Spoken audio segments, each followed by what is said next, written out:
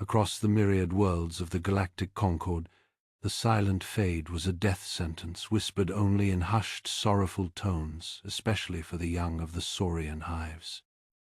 The planet Sauria hung under a dim, alien sun, its light casting long, mournful shadows over stark, ancient hive structures, many of which sagged with an air of profound neglect. Within their shadowed interiors, brief, sorrowful glimpses revealed listless children, their normally vibrant saurian scales a pale, sickly mat, their limbs heavy, their large eyes holding a dull, vacant look. For generations their children had been lost to it, their vibrant scales dulling, their minds dimming, until they slipped into an irreversible quietude. Archival records, flickering with the ghosts of a healthier past, showed Saurian young bright with iridescent color, their movements quick, their eyes alight with intelligent curiosity, a stark, painful contrast to the present. It was a tragedy the brightest alien minds across the Concord had studied, their most sophisticated sciences applied, only for them to, mournfully, finally, declare the silent fade unsolvable. The galaxy had given up on the Saurian children, consigning them to a slow extinction, then a distinct tearing shimmer in space-time, accompanied by the unique whine of a Terran FTL drive disengaging, announced a new arrival. The survey ship Hope's Horizon, its human design utilitarian yet purposeful, dropped into standard orbit over Sauria's blighted system. Aboard, Captain Will Hall was already at work. On the compact bridge of the Hope's Horizon, Will Hall leaned forward, his gaze fixed on the main holographic display. Galactic Concord archives scrolled past, data packets on Sauria painting a grim picture. His internal captain's log, a quiet counterpoint to the ship's hum, recorded his thoughts. Concord archives listed Sauria as a Class Omega quarantine. Official notation. No viable intervention possible. Species decline terminal. Standard bureaucratic write-off. He knew the official stance, the galaxy-wide shrug of resignation. But as he cross-referenced the Concord's centuries-old data, with the Hope's Horizon's active advanced Terran sensor sweeps, a flicker of something new caught his eye. A faint, fluctuating energy signature, localized around what appeared to be Sauria's primary hive cluster. The pattern was subtle, easily missed by less sensitive equipment, or perhaps dismissed as geothermal noise or residual technological interference in the Concord's final publicly available reports. Will zoomed in, his brow furrowing. That specific resonance, those particular modulations, they weren't in the Concord's summary. A spark of scientific curiosity, sharp and insistent, cut through the gloom of the official prognosis. His log continued, a thread of quiet dedication weaving through the cold data. But Teragov doesn't do write-offs when kids are involved. This wasn't arrogance, just a statement of principle, a core tenet of the Terran Interstellar Survey Corps when faced with the vulnerable. The unexplained energy signature, however faint, offered a thread, a concrete, initial investigative angle distinct from the Concord's exhaustive yet ultimately failed pathological studies. He had to see it, understand it. His course was set. Will Hall guided the Hope's Horizon through Sauria's thin, hazy upper atmosphere. The descent was smooth, the ship's systems compensating for the unusual atmospheric eddies. Below, the planet's surface dived into a panorama of ochre deserts and rust-colored dying forests. The immense, ancient-looking hive structures rising like weathered monuments from the scarred land, their dark entrances seeming to swallow the weak sunlight. He targeted a relatively stable plateau, a respectful distance from the largest cluster, the source of the anomalous energy readings pulsing faintly on his console. The Hope's horizon settled onto the cracked earth with a muted sigh of landing struts. Moments later, Will Hall, clad in a standard Terran environmental suit, stepped onto Saurian soil. The air, filtered through his helmet, carried a thin metallic tang. Alien flora, sparse and brittle, showed clear signs of blight, their once complex structures crumbling. A palpable sense of decay, of a world slowly winding down, hung in the melancholic atmosphere, and an unnerving silence emanated from the direction of the nearby hive. A movement drew his attention. A small delegation of saurians, perhaps half a dozen, emerged from the shadowed entrance of the nearest hive structure. They moved with a weary dignity, their forms tall and slender. Leading them was a female whose once vibrant scales, traces of deep sapphire and emerald still visible, were now predominantly muted, like sea glass worn smooth by endless sorrow. Her posture was proud, almost regal, but her large, intelligent eyes, the color of amber, reflected a profound, soul-deep exhaustion. A subtle insignia etched onto a shoulder plate, a spiral of interlocking geometric shapes, identified her as a hive guardian, Celeste. Celeste halted her group a short distance away.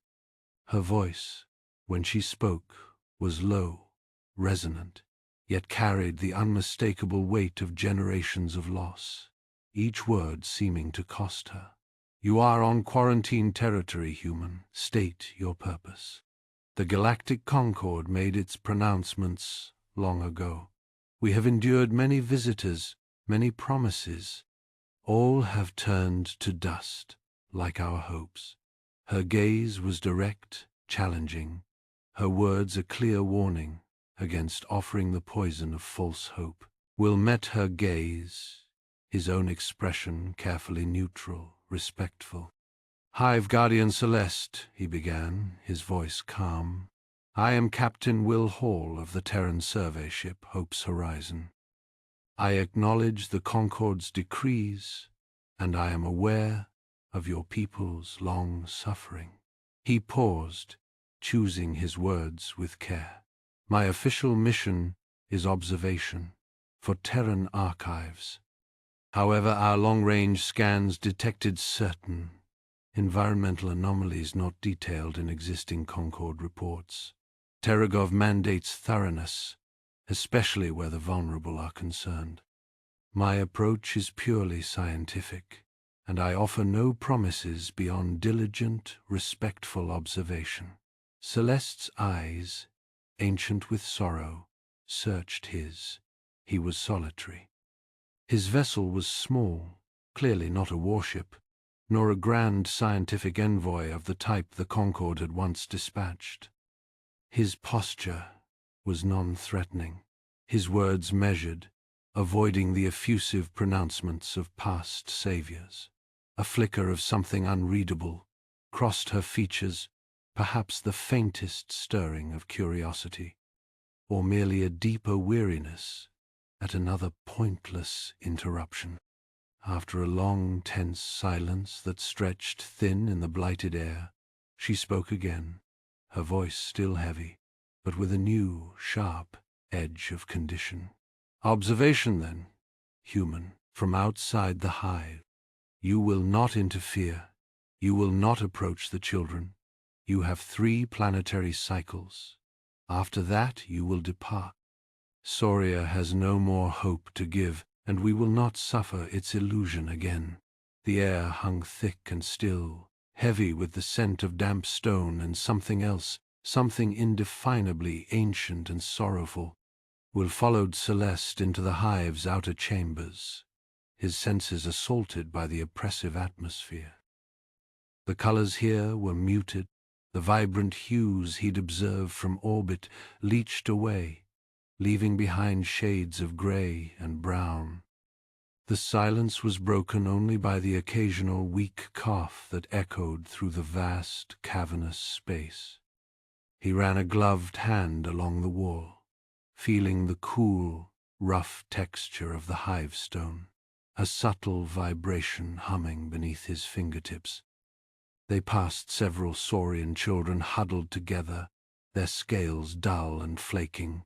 Will observed them closely, noting the specifics of their condition. Beyond the listlessness, he saw subtle tremors in their limbs, uneven patterns in their scale coloration, and a disturbing lack of response to his presence. A few didn't even seem to register their surroundings, their eyes fixed on some unseen point in the distance. He remembered the vibrant images in the Concord archives, the healthy saurian young with scales shimmering like jewels, their eyes bright with curiosity. The contrast was heartbreaking. "What do they eat?" Will asked, his voice low, respectful. "And how is the hive ventilated? What about their exposure to the sun cycles?" Celeste sighed, her own scales seeming to droop with weariness. "The dietary regimens are carefully maintained. Algae-based protein, supplemented with cultivated fungi. The ventilation systems circulate filtered air from the surface. They receive measured doses of full-spectrum light," Will persisted. "What specific types of fungi? Have you analyzed the nutrient content recently? And what about the airflow patterns? Are there any stagnant areas within the hive?" Celeste stopped, turning to face him, her expression etched with impatience. "Human, with all due respect, the Galactic Concord has already exhaustively analyzed these aspects. We have pored over atmospheric composition, dietary supplements, every conceivable environmental factor. The results were inconclusive. There is nothing to be gained by revisiting these dead ends. Our time is limited, and I am willing to spend it only where there is a modicum of hope." As they moved deeper into the hive, Will glanced at the handheld sensor in his palm. The readings for the anomalous energy signature were steadily increasing. He noticed that in this section, the children seemed even more affected, their symptoms more pronounced. The correlation sparked his interest, but he kept the information to himself, filing it away for later analysis. He paused before one child in particular, a small saurian girl named Lyra. Her scales were almost completely gray, and her breathing was shallow and ragged, but it was the subtle, rhythmic twitching of her hands that caught Will's attention. Her fingers danced in the air, a silent, repetitive motion. "What is that?" Will asked, pointing to Lyra's hands. Celeste glanced at the child, her expression softening with a hint of sadness. "A common symptom, neural degradation, involuntary muscle spasms, or," Will said softly, more to himself than to Celeste, "perhaps an attempt at something, an attempt to interact with the environment, a residual instinct." Celeste didn't respond, but Will saw a flicker of something in her eyes, a hint of curiosity, perhaps. They continued their tour, eventually reaching a section of the hive that had once been a nursery. Now it was sparsely populated, the air thick with a sense of abandonment. Will examined the nursery's design, noting the crystalline structures embedded in the walls. They were meant to emit a faint, soothing light and subtle sonic vibrations, creating a stimulating environment for the developing young. Will turned to Celeste, his mind racing. "These crystalline structures, are they still functioning?" Celeste shrugged. "They are ancient. Some still emit a faint glow, a barely perceptible hum, but the Concord scientists deemed them irrelevant." Will connected the nursery's design, Lyra's twitching, and the readings from his sensor. "What if," he began, carefully choosing his words. What if the silent fade isn't caused by a pathogen or a genetic defect, but by something simpler, sensory deprivation? A disruption of the hive's intended environmental stimulation. Celeste stared at him, her expression unreadable. The crystalline structures, Will continued, if they're failing, if they're damaged, they might not be providing the necessary sensory input for the developing children. It's just a theory, of course, but Celeste's expression softened, a flicker of intrigue crossing her features. There is an ancient belief, she said slowly, that the hive itself possesses a heartbeat, a subtle resonance generated by these crystals, believed to be essential for the children's development. The Concord dismissed it as primitive superstition. Will's eyes widened. A heartbeat. What if that's what I'm detecting with my senses? The anomalous energy signature. A disruption of the hive's natural resonance? What do you propose? Celeste asked, her voice barely a whisper. I need to scan these crystalline structures, Will said, to analyze their output. Non-invasive tests, I promise. Minimal disruption. I'll share all my findings with you. Celeste hesitated, torn between her ingrained skepticism and the potential validity of Will's hypothesis.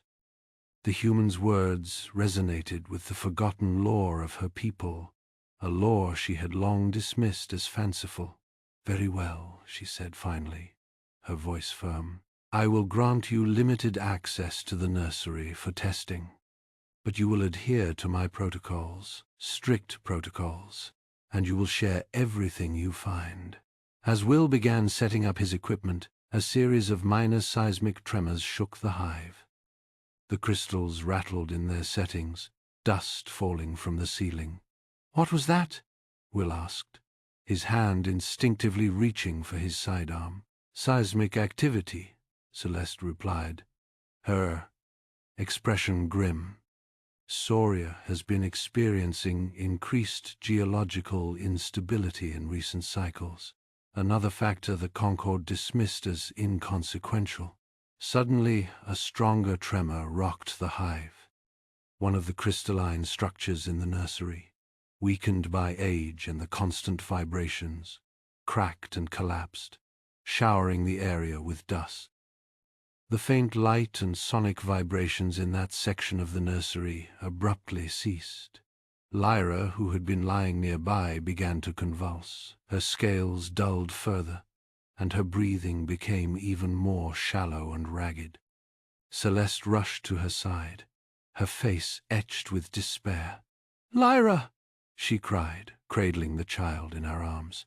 "Lyra, can you hear me?" The child remained unresponsive, her eyes vacant. "Damn it!" Will cursed, abandoning his equipment. He knelt beside Celeste, quickly assessing Lyra's condition. "We need to do something," he said urgently. "No." Celeste looked up at him, her eyes filled with fear and desperation. "There is nothing to be done. She is fading. It is too late." "It's not too late," Will insisted. "I have a stimulant, a non-invasive Terran medical protocol. It might buy us some time, stabilize her condition." Celeste hesitated, her face a mask of doubt. "I do not know." "We don't have a choice," Will said, his voice firm. He reached into his medkit, retrieving a small injector-like device. "I need your aid." Together they acted to move Lyra to a secure area within the group, away from the damaged building. Will gave the medicine, closely watching the child's health status. Celeste, despite her initial reluctance, assisted him, using her knowledge of Saurian physiology to guide his actions. Slowly, Lyra's condition began to stabilize, her breathing becoming slightly less labored. But it was only a temporary reprieve. Will looked at Celeste, his expression grave. "This is not enough. The hive is no longer a safe environment for her. I need to bring her back to the Hope's horizon, to my lab." I have more advanced equipment, more resources. I can monitor her condition more closely, administer more effective treatments. Celeste stared at him, her eyes filled with anguish. You are asking me to violate the Concord quarantine, to risk everything. I'm asking you to trust me, Will said, his voice pleading. I'm asking you to give Lyra a chance. We don't have much time, Celeste. Please. Celeste looked down at the child in her arms, her face a battlefield of conflicting emotions. Skepticism warred with hope, despair with a desperate longing for a miracle. The fate of Lyra, and perhaps the future of her people, rested on her decision, I think. Celeste paused, her gaze softening as she looked at Lyra, then hardening as she met Will's eyes. I think I have no choice. You may take Lyra, human, but understand this. I go with you, and if her condition worsens, if I see even a flicker of pain that your Terran methods cause, I will bring her back myself. Is that understood? Will nodded, his expression grave. Understood, Celeste. I give you my word. As Will began preparing Lyra for transport, a harsh, metallic voice crackled over the Hope's Horizon's comm system. Terran vessel Hope's Horizon. This is Concord Patrol Ship Valiant. You are in violation of a Class Omega quarantine zone. Cease all activity and prepare to be boarded. Will's lips pursed. He glanced at Celeste, whose scales had darkened slightly with apprehension. They're not going to make this easy, he muttered. He keyed the comm. Concord Patrol Ship Valiant. This is Will Hall of the Hope's Horizon. I am aware of the quarantine. However, I have identified a potential avenue for treatment for the afflicted Saurian children. I am transporting one patient to my vessel for further analysis and care. Your actions are in direct violation of Concord protocols. The voice responded, cold and devoid of inflection. Return the patient to the surface immediately. Failure to comply will result in severe consequences. Will hesitated for only a moment. He looked at Lyra, her breathing shallow and ragged, her small body trembling. He looked at Celeste, her eyes filled with a mixture of hope and fear. He knew what he had to do. Concord Patrol Ship Valiant.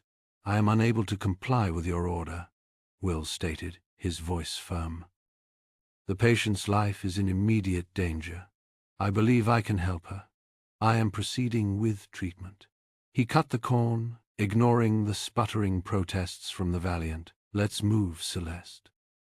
Every second counts. The transport to the Hope's Horizon was fraught with tension.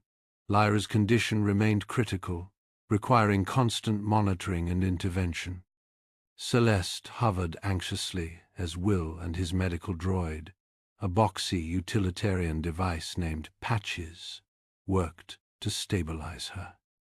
Her respiratory function is deteriorating, Patches intoned, its mechanical arm adjusting Lyra's oxygen mask. Administering a bolus of bronchodilator. Celeste watched, her expression a mixture of awe and apprehension, as Patches deftly inserted a needle into Lyra's arm. Your technology, it is impressive, human. But will it be enough? Will, his brow furrowed in concentration, didn't respond immediately. He was focused on the readings on the monitor, his fingers flying across the control panel. We're doing everything we can, Celeste. Just hold on. Inside the Hope's Horizon's medical bay, Will and Celeste worked tirelessly to stabilize Lyra. Will employed Terran medical techniques, administering fluids, regulating her body temperature, and monitoring her vital signs. Celeste, drawing on her knowledge of Saurian physiology, provided insights into Lyra's unique needs, suggesting specific herbal remedies and pressure points that might alleviate her symptoms. Her scales are losing their thermal regulation, Celeste observed, gently stroking Lyra's flank. The Concord doctors dismissed this as a superficial symptom, but I believe it is crucial. The scales are not merely for protection. They are integral to their internal balance. Will nodded, adjusting the temperature controls in the medical bay. I'm increasing the ambient heat. Patches monitor her core temperature closely. While they work to stabilize Lyra, Will also analyzed samples taken from the hive nursery. He ran them through his Terran sensors, comparing the data to the Concord's extensive database. What he found confirmed his initial hypothesis. The crystalline structures. They're not functioning properly, he announced, his voice tinged with excitement. The sensory signals they're emitting are significantly weaker than intended. It's like sensory deprivation. The children aren't receiving the stimulation they need. Celeste's eyes widened. Sensory deprivation? But the Concord doctors, they never considered such a thing. They were looking for a pathogen, a toxin, a genetic defect, Will explained. They were focused on what was there, not what was missing. Celeste's gaze drifted to Lyra, her expression thoughtful. The ancient Saurians.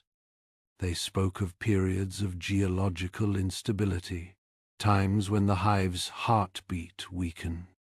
They called it the Great Silence. They said that during these times, infant mortality would always increase.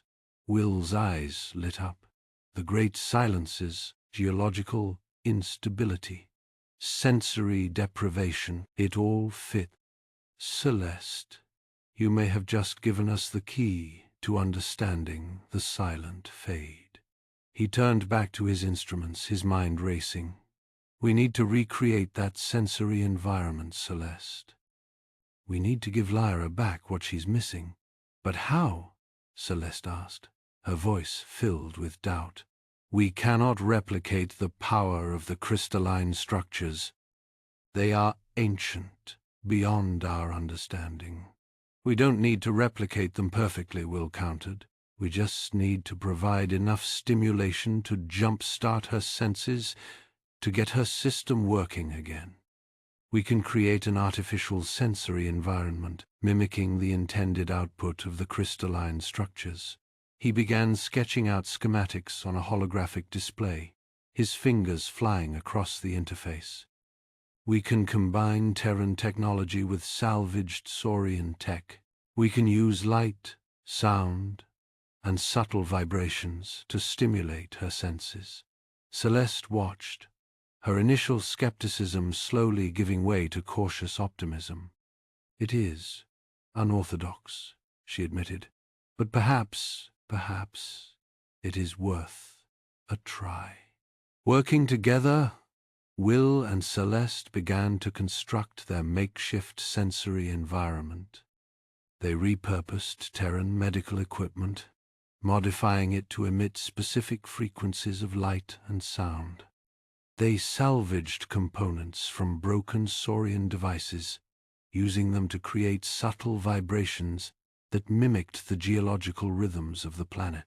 The medical bay transformed into a strange, otherworldly space, filled with flickering lights, humming sounds, and gentle tremors. Lyra lay at the center of it all, her small body bathed in a kaleidoscope of colors and sensations. Slowly, subtly, Lyra began to respond. Her breathing became more regular, her tremors subsided, and her scales showed a slight increase in vibrancy. Her eyelids fluttered, and she emitted a faint, chirping sound.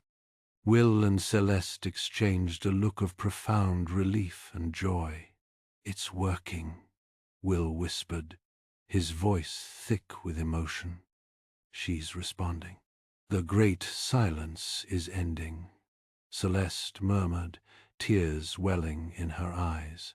Suddenly, a loud klaxon blared throughout the Hope's horizon. A red light flashed on the comm panel. "Warning," Patches intoned. Unidentified vessel approaching. Concord patrol ship Valiant is hailing us. Will's face hardened. They're not going to give up, he said grimly. A moment later, Administrator Vaughan's face appeared on the main view screen. His expression was cold and imperious. Will Hall, you are in violation of a Class Omega quarantine. I am ordering you to return the Saurian child to the surface immediately. I cannot comply with that order, Administrator Vaughn. Will replied, his voice firm. I am making progress in understanding the silent fade. Returning Lyra to the hive would be detrimental to her health. Vaughan's eyes narrowed. You are interfering with established Concord protocols. Your actions are reckless and irresponsible. I am trying to save a life, Administrator, Will countered, something that the Concord seems unwilling to do. Celeste stepped forward, her scales shimmering with defiance. The Concord has abandoned my people, Administrator Vaughn. They have declared us a lost cause, but this human, he is offering us hope. We will not let you take that away. Vaughan's gaze shifted to Celeste, his expression hardening. You are defying the authority of the Galactic Concord, Saurian. Your actions will have consequences. He turned back to Will, his voice cold and menacing. I am giving you one planetary cycle, human. Return the child to the hive within that time, or I will impound your ship, and you and the Saurian will face severe penalties. Vaughan's image vanished from the screen, leaving Will and Celeste in stunned silence. Just then, a notification popped up on Will's sensor display. Alert, patches intoned. Unusual energy. Signature detected emanating from the damaged crystalline structure in the hive nursery. Will's eyes widened. That's it, he breathed. That's the key. He turned to Celeste, his expression urgent. Celeste, I need to go back to the hive. I need to investigate that crystalline structure. I think it holds the answer to saving Lyra and all the other children. Celeste hesitated, her gaze flickering between Will and the view screen, where the Valiant loomed ominously. It is too dangerous, Will. Vaughn will be watching us. He will not let us leave the ship. We have to try, Will insisted. This could be our only chance. Celeste looked at Lyra, her breathing now steady and regular, her scales showing a faint but undeniable vibrancy. She looked at Will, his eyes filled with dedication and hope. She knew what she had to do. I will go with you, Will Hall, she declared, her voice firm. We will face the Concord together. We will save our children. Will nodded, his heart filled with gratitude and tenacity. Then let's get ready, he said. We have a dangerous mission ahead of us. As Will and Celeste prepared to depart for the hive, a small, almost imperceptible light blinked to life on a bulkhead near the medical bay entrance. It was a surveillance device, planted by Vaughn, its unblinking eye watching their every move. The hive beckoned, but under the watchful gaze of the Concord, its embrace promised not sanctuary, but a dangerous and uncertain future. The Hope's horizon sliced through the thin Saurian atmosphere, the familiar hum of its engines a comforting counterpoint to the gnawing unease in Will's gut. Celeste stood beside him on the bridge, her iridescent scales catching the light, a flicker of hope momentarily eclipsing the weariness etched into her features. The scent of the hive, a complex mix of minerals and organic life, filled the ship as they descended, a stark reminder of what they were fighting for. As they touched down near the central crystalline structure, a crowd of Saurians had gathered, their expressions a complex tapestry of anticipation and apprehension. Celeste stepped forward, raising a hand to quiet the murmurs. "My people," she began, her voice resonating with a quiet strength. "Lyra is stabilized, her condition improving. But this is only a beginning. Will Hall has returned to continue his investigation, to seek the source of the silent fade. But I urge you, temper your hope. We have been promised solutions before." A grizzled elder, his scales dulled with age and sorrow, stepped forward. "The Concord promised solutions," he rasped, his voice heavy with bitterness. "All they delivered was disappointment." Will met his gaze, his expression earnest. "I understand your skepticism," he said, his voice calm but firm. "I'm not here to offer empty promises. I'm here to understand. And understanding is the first step towards a solution."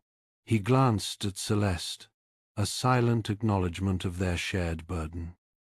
As the crowd dispersed, some with renewed hope, others with lingering doubt, Will turned his attention to the crystalline structure. It loomed before him, a majestic edifice of shimmering facets, marred by deep cracks and fractures. It was both beautiful and fragile, a testament to the Saurians' ancient connection to their world. He began setting up his Terran scanning equipment, the delicate instruments humming to life as they probed the structure's intricate network of energy pathways. The holographic display flickered, revealing a complex tapestry of energy flows, disrupted by areas of intense interference. The energy signature.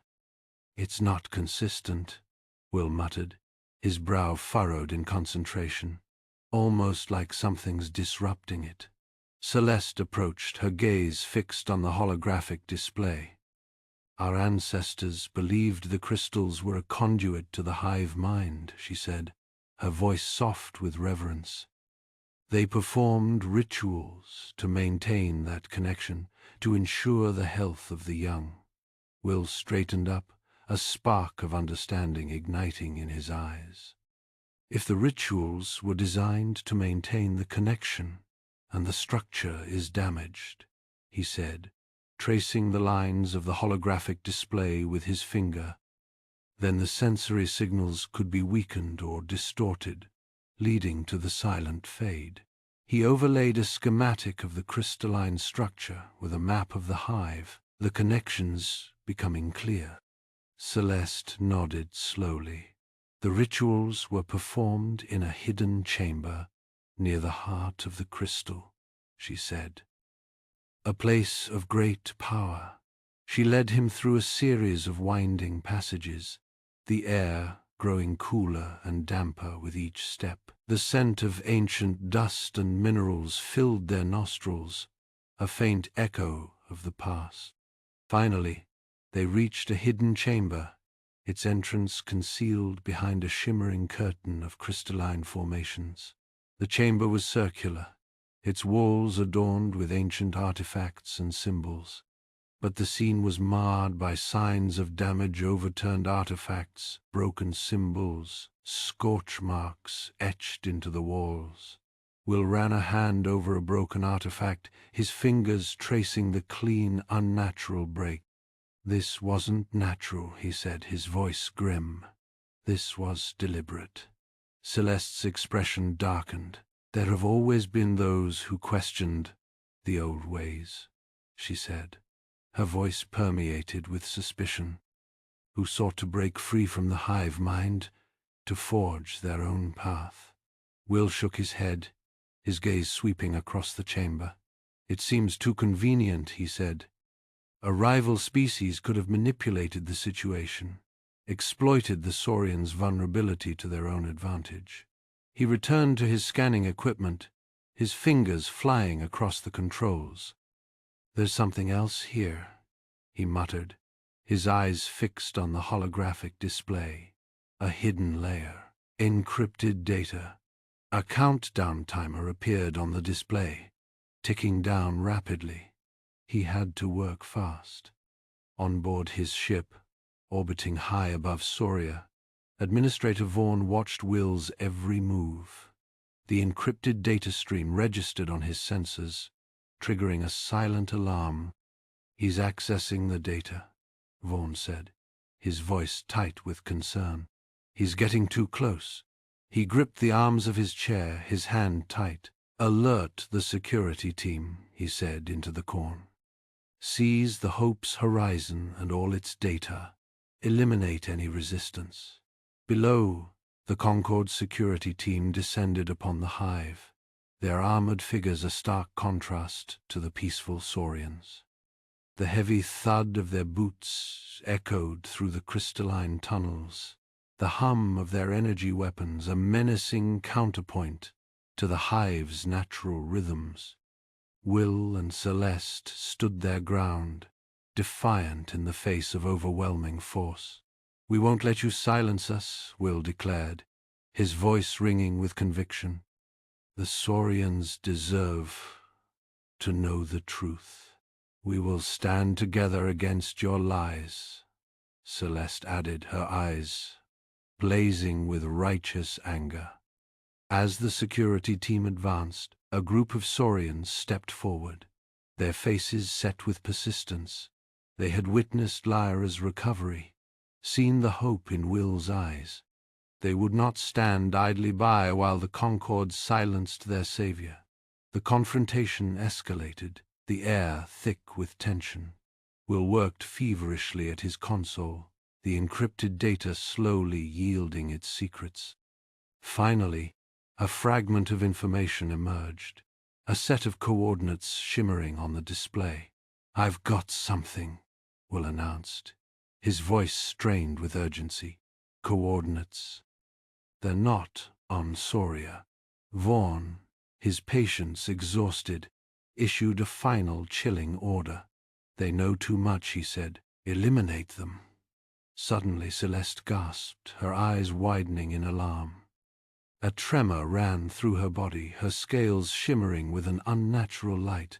"We have to leave," she whispered, her voice filled with dread. "Now, something's coming. Something terrible." "And biology," Will finished, his voice tight as Celeste grabbed his arm. "This way, quickly," she urged, her lavender eyes wide with a frantic urgency that brooked no argument. She pulled him towards a section of the hive wall that seemed, to Will's human eyes, utterly seamless. Celeste pressed her palm against a specific sequence of scale-like protrusions, and a section of the wall hissed open, revealing a narrow, dimly lit passage. "The Concorde patrols the main exits. This is older, much older." The sounds of blaster fire echoed from the hive's central chambers. Celeste winced. "My people, they buy us time, but they cannot hold them for long. The Concorde, they are too strong." Her voice was tinged with sorrow, a grief that seemed to emanate from her very scales. Will followed her into the passage, the air thick with the scent of ancient dust and something else, something faintly metallic and acrid. The passage twisted and turned, descending deeper into the hive structure. Finally, they emerged into a hidden launch bay, where the Hope's horizon rested, bathed in the red emergency light. "Get us out of here, Will," Celeste said, her voice barely a whisper. Will didn't hesitate. He scrambled into the cockpit, initiating the launch sequence. Alarms blared as the Hope's horizon shuddered to life. Outside, the sounds of battle intensified. As the ship cleared the launch bay, a Concorde energy weapon slammed into the hive structure where they'd just been, showering the Hope's horizon with debris. On the bridge of the lead Concorde cruiser, Administrator Vaughn watched the Hope's horizon escape, his face a mask of fury. "After them," he snarled, his reptilian eyes narrowed to slits. "I want that ship crippled or destroyed. They will not escape justice." He paused, a flicker of something darker crossing his features, and retrieve the data. At any cost. Will expertly piloted the Hope's horizon through a dense field of space debris, the wreckage of long-forgotten battles and asteroid mining operations. Jagged chunks of metal and rock hurtled past the viewport, forcing him to execute a series of daring maneuvers. "Left! Hard left, Will!" Celeste cried out, her voice strained. "They anticipate our trajectory." Will obeyed instantly, slamming the controls to the left. A moment later, a volley of energy bolts streaked past where they had been, impacting a nearby asteroid. "How did you know?" Will asked, his brow furrowed with concentration. I saw it," Celeste replied, her voice trembling. "A flash, a path. I saw their weapons fire before it happened." Another power surge rocked the ship. Alarms blared again. "Data decryption is offline," a synthesized voice announced. "Power surge has corrupted the device." Will cursed under his breath. The partially decrypted data, their only lead, was now locked behind a wall of corrupted code. "I need to fix this," Will said, his voice grim. "Celeste, can you?" "No," she interrupted, her voice choked with emotion. I can't. The visions, they are too much. I cannot guide you. I am failing you, Will. I am failing my people." Will reached out and gently took her hand, his touch firm and reassuring. "You are not failing anyone, Celeste. You got us out of there. You're keeping us alive. I trust you. We both know that what you saw back there is the only way to save your children. Don't give up now." He squeezed her hand, his gaze unwavering. "I have faith in you, Celeste. More than you know." Celeste looked into his eyes, seeing the unwavering belief reflected there. A spark of hope flickered within her. With the Concorde ships closing in, Will initiated a jump to hyperspace. The stars blurred into streaks of light as the Hope's horizon hurtled through the void, leaving the pursuing Concorde ships stranded in the debris field. As the ship stabilized, Will accessed the partially repaired decryption device. The corrupted data flickered on the screen, slowly resolving into a series of coordinates. "Got it," Will announced. "A star system. Far beyond Concorde space. That's where we need to go." The Hope's horizon embarked on its long journey, a tiny speck of light against the vast, unknowable darkness of the galaxy. Celeste closed her eyes, her face etched with worry. "I see. Darkness," she whispered, her voice filled with dread. "A world. Dying. Suffering. So much suffering." Will placed a hand on her shoulder, his expression hardening with persistence. "Then we'll bring it light, Celeste. We have to." Aboard the lead Concorde cruiser, Vaughn paced the bridge, his tail lashing back and forth in frustration. "Increase sensor range. I want that ship found. They cannot be allowed to reach their destination." He paused, his voice dropping to a low, menacing growl. "They know too much." In the ship's small medical bay, Lyra, one of the children they had rescued, lay listlessly on a cot, her scales dull and lifeless. Despite the initial improvement, her condition was slowly declining again. Celeste gasped, her eyes snapping open. There is something else," she whispered, her voice trembling. "In the darkness, I see a figure. Shadow, malevolence. It is watching us." The mineral, she'd said, was called krillite. The Hope's horizon lurched violently, alarms blaring as it fought against unexpected turbulence. Not the smooth glide of typical hyperspace, but a jarring, bone-rattling ride. Red lights pulsed across the bridge, casting long, distorted shadows. "Gravitational anomalies," Will muttered.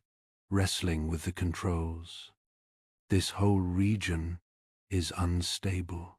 He glanced at the resource display. Already the long jump was biting into their reserves. Replicator to emergency rationing, he announced, his voice tight. Recycling protocols. Maximum efficiency. We're stretching what we have. Celeste gasped, clutching her head. Sweat beaded on her brow, and her scales shimmered with an unnatural iridescence.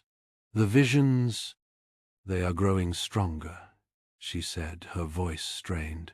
More demanding. Will reached out, his hand hovering over hers. Easy, Celeste. Just breathe. He knew the visions were taking a toll, draining her strength. A chime sounded from Lyra's monitoring station. Celeste flinched, pulling away. Lyra. Will's heart made.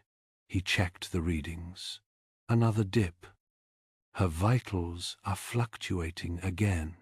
The child's condition was a knife twisting in his gut. Periods of fragile improvement followed by terrifying relapses. He refocused, forcing himself to compartmentalize. Navigation report. Sir, the turbulence has thrown us off course. Minor deviation, but it'll add several days to the journey. Manual correction required. Damn it. More days meant more strain on their dwindling resources, more stress on Celeste, more time for Lyra's condition to worsen. He initiated the correction, the ship groaning under the strain. Then the comms panel went silent. Static crackled across the screen. Communications blackout, Will announced grimly. Intense cosmic interference.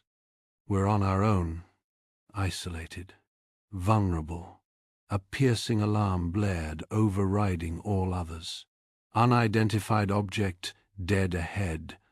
The proximity alert shrieked. Collision course. Time to impact. 90 seconds. Will's blood ran cold. He stared at the radar display, a blip growing larger with terrifying speed. Evasive maneuvers, he barked, but it was too late. The Hope's horizon shuddered violently as something slammed into its hull.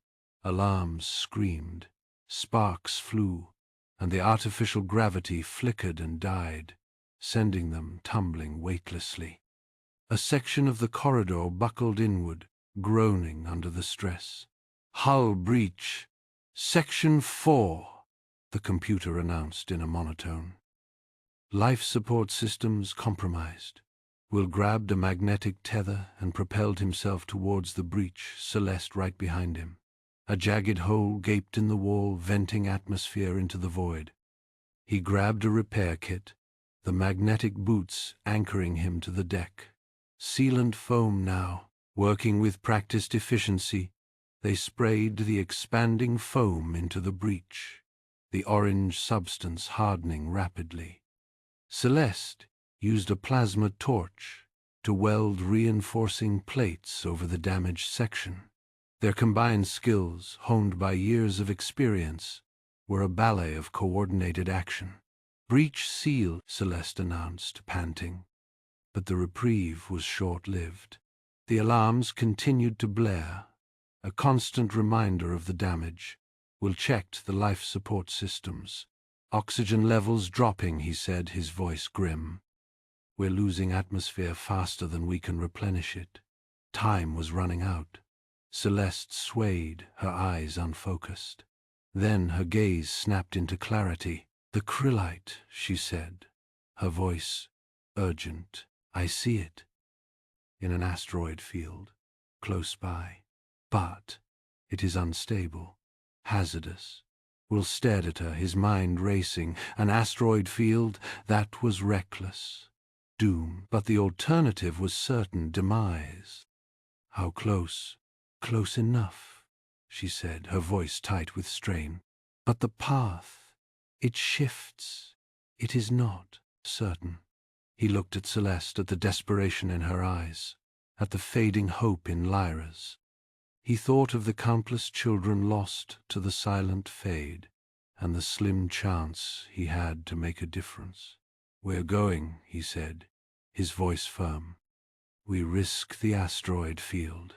"Will, it is madness," Celeste protested, but he could see the flicker of hope in her eyes. "Madness is letting them die," he countered, his gaze unwavering.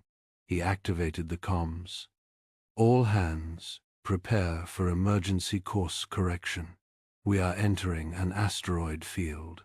They worked quickly, reinforcing the shields, calibrating the mining equipment for resource extraction. The ship groaned under the strain, every creak and groan a reminder of their precarious situation. As they approached the asteroid field, the view screen flickered with strange visual distortions. The stars seemed to warp and bend, and the asteroids shimmered with an unnatural light. "Hyperspace anomalies detected," the computer announced. "Temporal distortions are increasing." Celeste gripped the arms of her chair, her fist clenched. "It is twisting," she whispered, her voice filled with fear. "The path. I cannot see it clearly." Will placed his hand over hers, his touch firm and reassuring. "I trust you, Celeste," he said, his voice calm and steady. "We'll get through this, together." "We have to." He squeezed her hand, then turned back to the controls. "Ready the mining laser. Let's get that krillite." The Hope's horizon plunged into the asteroid field, a chaotic ballet of rock and radiation. The view screen filled with a swirling vortex of debris, the ship dodging and weaving through the treacherous landscape. The hyperspace anomalies intensified, the visual distortions growing more pronounced. The asteroid field beckoned, a precarious entry into the unknown. The Hope's horizon shuddered violently, a high-pitched whine cutting through the bridge. "Brace yourselves," Will shouted, wrestling with the controls.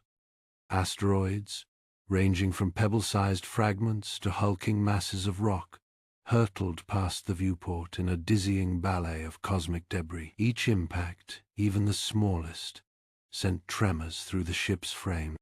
"Mineral scans are cycling," Will announced, his voice tight with concentration. "Trace amounts of thorium-7 scattered throughout." "Damn it, the deposits are too small, too dispersed." A holographic display shimmered to life, projecting a 3D map of the surrounding asteroid field. Tiny green dots marked the locations of potential mineral deposits, like scattered crumbs across a vast table. Celeste studied the display, her brow furrowed. There, Sector Gamma 9. A larger concentration, but heavily shielded by surrounding rock. "Risky approach," Will muttered, "but we don't have a choice." He adjusted the ship's trajectory, expertly weaving through the asteroid field. The proximity alarms blared incessantly, a cacophony of warnings as the Hope's horizon danced between oblivion and survival. The Hope's horizon shuddered as it locked onto a promising asteroid. "Mining clamps engaged," Will announced, his voice strained. "Beginning extraction." The hum of the mining laser filled the ship, a fragile sound against the backdrop of cosmic chaos. Suddenly, a piercing alarm shrieked through the ship. "Radiation spike! Shields overloading!" Will yelled, frantically working at the console. "Emergency power reroute." Come on, come on." The lights flickered ominously. Celeste gasped, clutching her head. Will, behind us, a large one, coming fast, her violet eyes widened in fear. Will glanced at the scanner, his blood turning to ice. A massive asteroid, easily the size of a small moon, was hurtling towards them, its trajectory intersecting their own.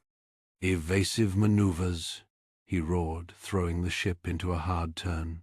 The Hope's horizon groaned under the strain, its metal protesting against the impossible forces.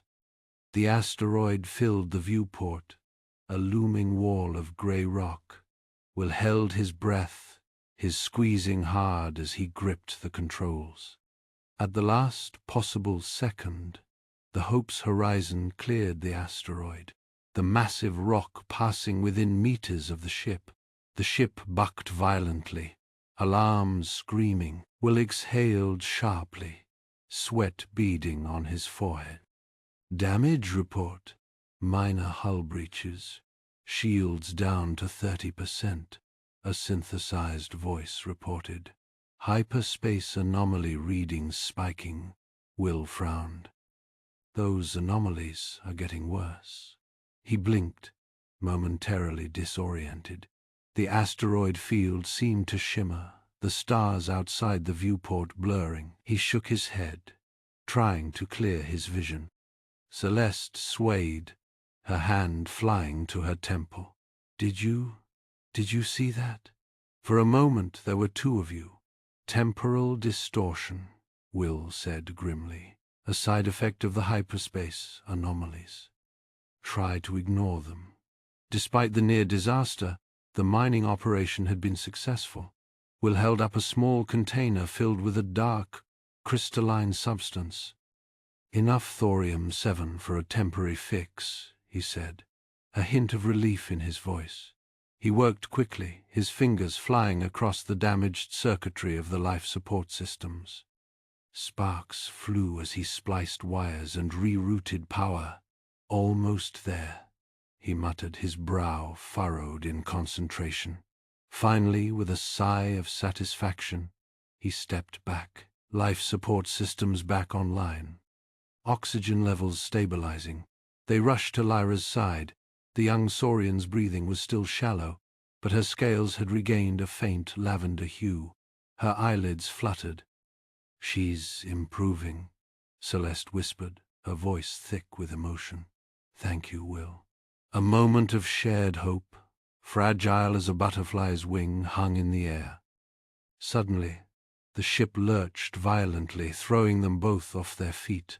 Alarms blared, a cacophony of warning signals. "What was that?" Celeste cried, scrambling to her feet. Will struggled to regain control, his face grim.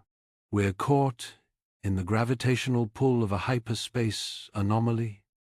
It's pulling us in." The ship spun uncontrollably, the asteroid field a dizzying blur outside the viewport. Warning lights flashed, illuminating their faces in stark red. "Systems failing," the synthesized voice announced. "Engine shutdown imminent." With a final shudder, the engines sputtered and died, plunging the ship into darkness. The alarms fell silent, replaced by an eerie, oppressive silence. Will hit his fist against the console in frustration. "Damn it!" "Will, what happened?" Celeste asked, her voice tight with fear. He ran a diagnostic scan, his face growing grimmer with each passing second. "Engine failure. Critical damage. We're stranded, Celeste. Stranded in the middle of this damned asteroid field." Celeste stared at him, her violet eyes wide with disbelief. "Can you fix it?" Will hesitated, his gaze meeting hers. "It'll be difficult.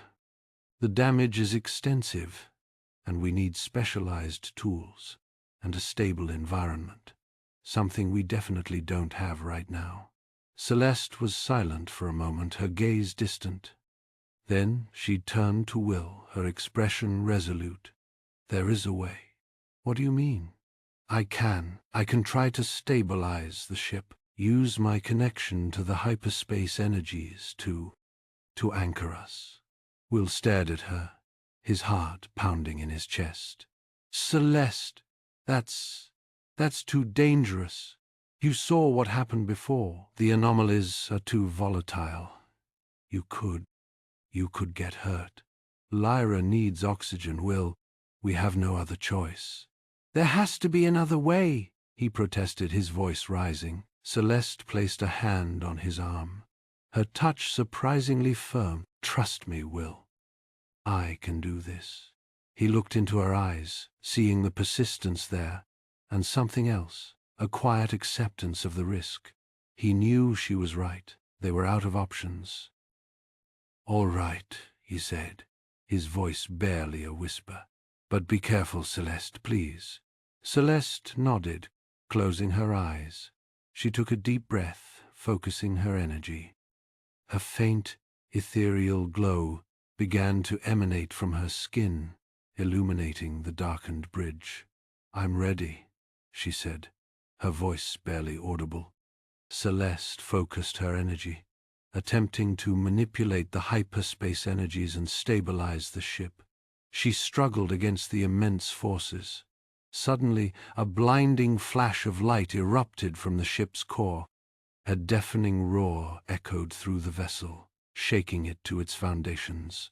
The remaining systems overloaded, their circuits frying in a final, desperate surge of power. Then, silent, complete, utter silence. The faint glow around Celeste flickered and died, plunging the Hope's horizon into absolute darkness. The hum died. Silence slammed into the cockpit, thick and absolute, broken only by the faint hiss of escaping atmosphere. The artificial gravity winked out, sending stray tools and datapads drifting lazily towards the ceiling. A red emergency light flickered weakly, casting long dancing shadows. Celeste slumped beside him, her head lolling against the console. "Celeste!" Will lurched towards her, grabbing her shoulder. No response. He fumbled for her pulse point beneath her jaw, finding a faint, thready rhythm. Her scales felt cold, clammy. "Lyra!" He glanced towards the medical pod, its internal lights dimming. Her tiny form was barely visible through the frosted glass. He had to act, and fast. Will ripped open Celeste's flight suit, revealing the delicate scales of her chest. They were flickering erratically, shifting between shades of green and gray like dying embers. He pressed his fingers against her skin, feeling the unnatural heat radiating beneath. Hyperspace energy burns. He'd seen it once before, on a survey mission near a collapsing wormhole. The symptoms were unmistakable. Cellular degradation, neural disruption, organ failure. Lyra's life support alarms blared, a shrill counterpoint to the oppressive silence. He spared a glance at the pod's diagnostics. Oxygen levels plummeting, core temperature dropping. The girl was fading fast. He had to choose. Will scrambled to his feet, ignoring the ache in his muscles and the growing sense of dread. He needed power, and he needed it now.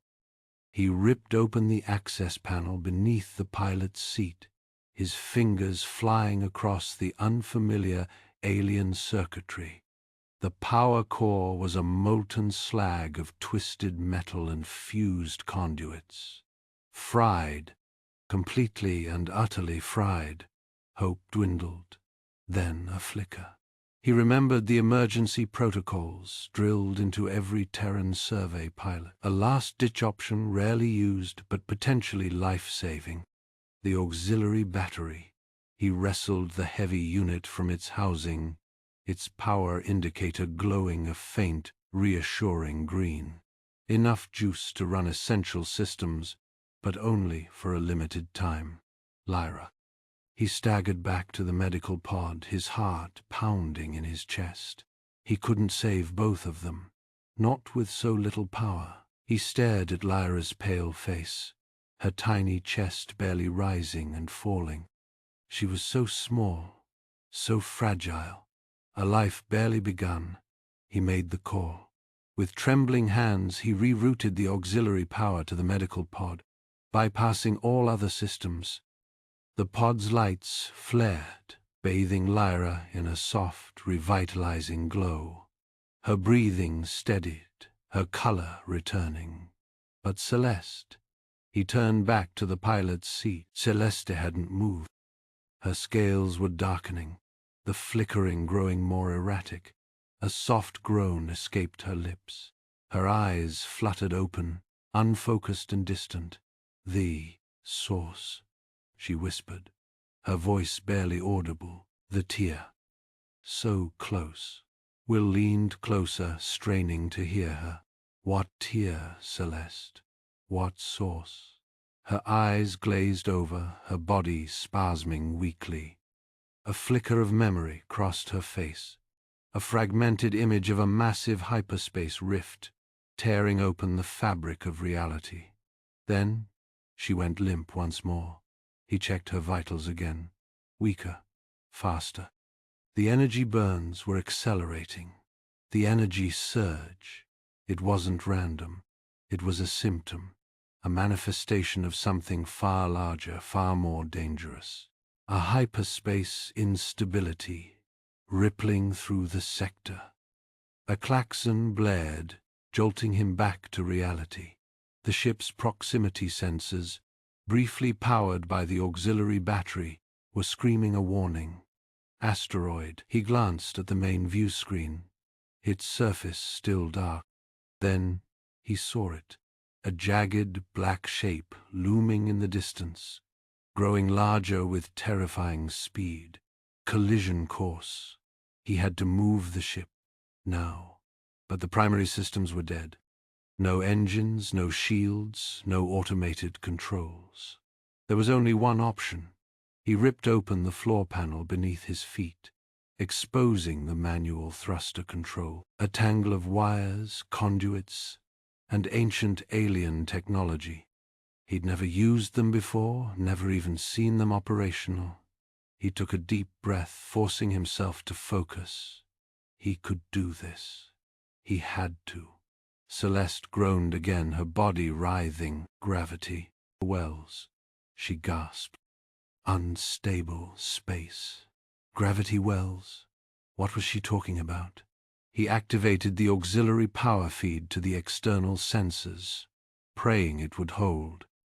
The main view screen flickered to life, displaying a chaotic jumble of asteroids, swirling gravitational anomalies and distorted energy signatures. Celeste was right. The hyperspace instability wasn't just an energy surge, it was warping space itself, creating localized gravity wells that made maneuvering unpredictable and incredibly dangerous. He gripped the manual thruster controls, his fingers tightening.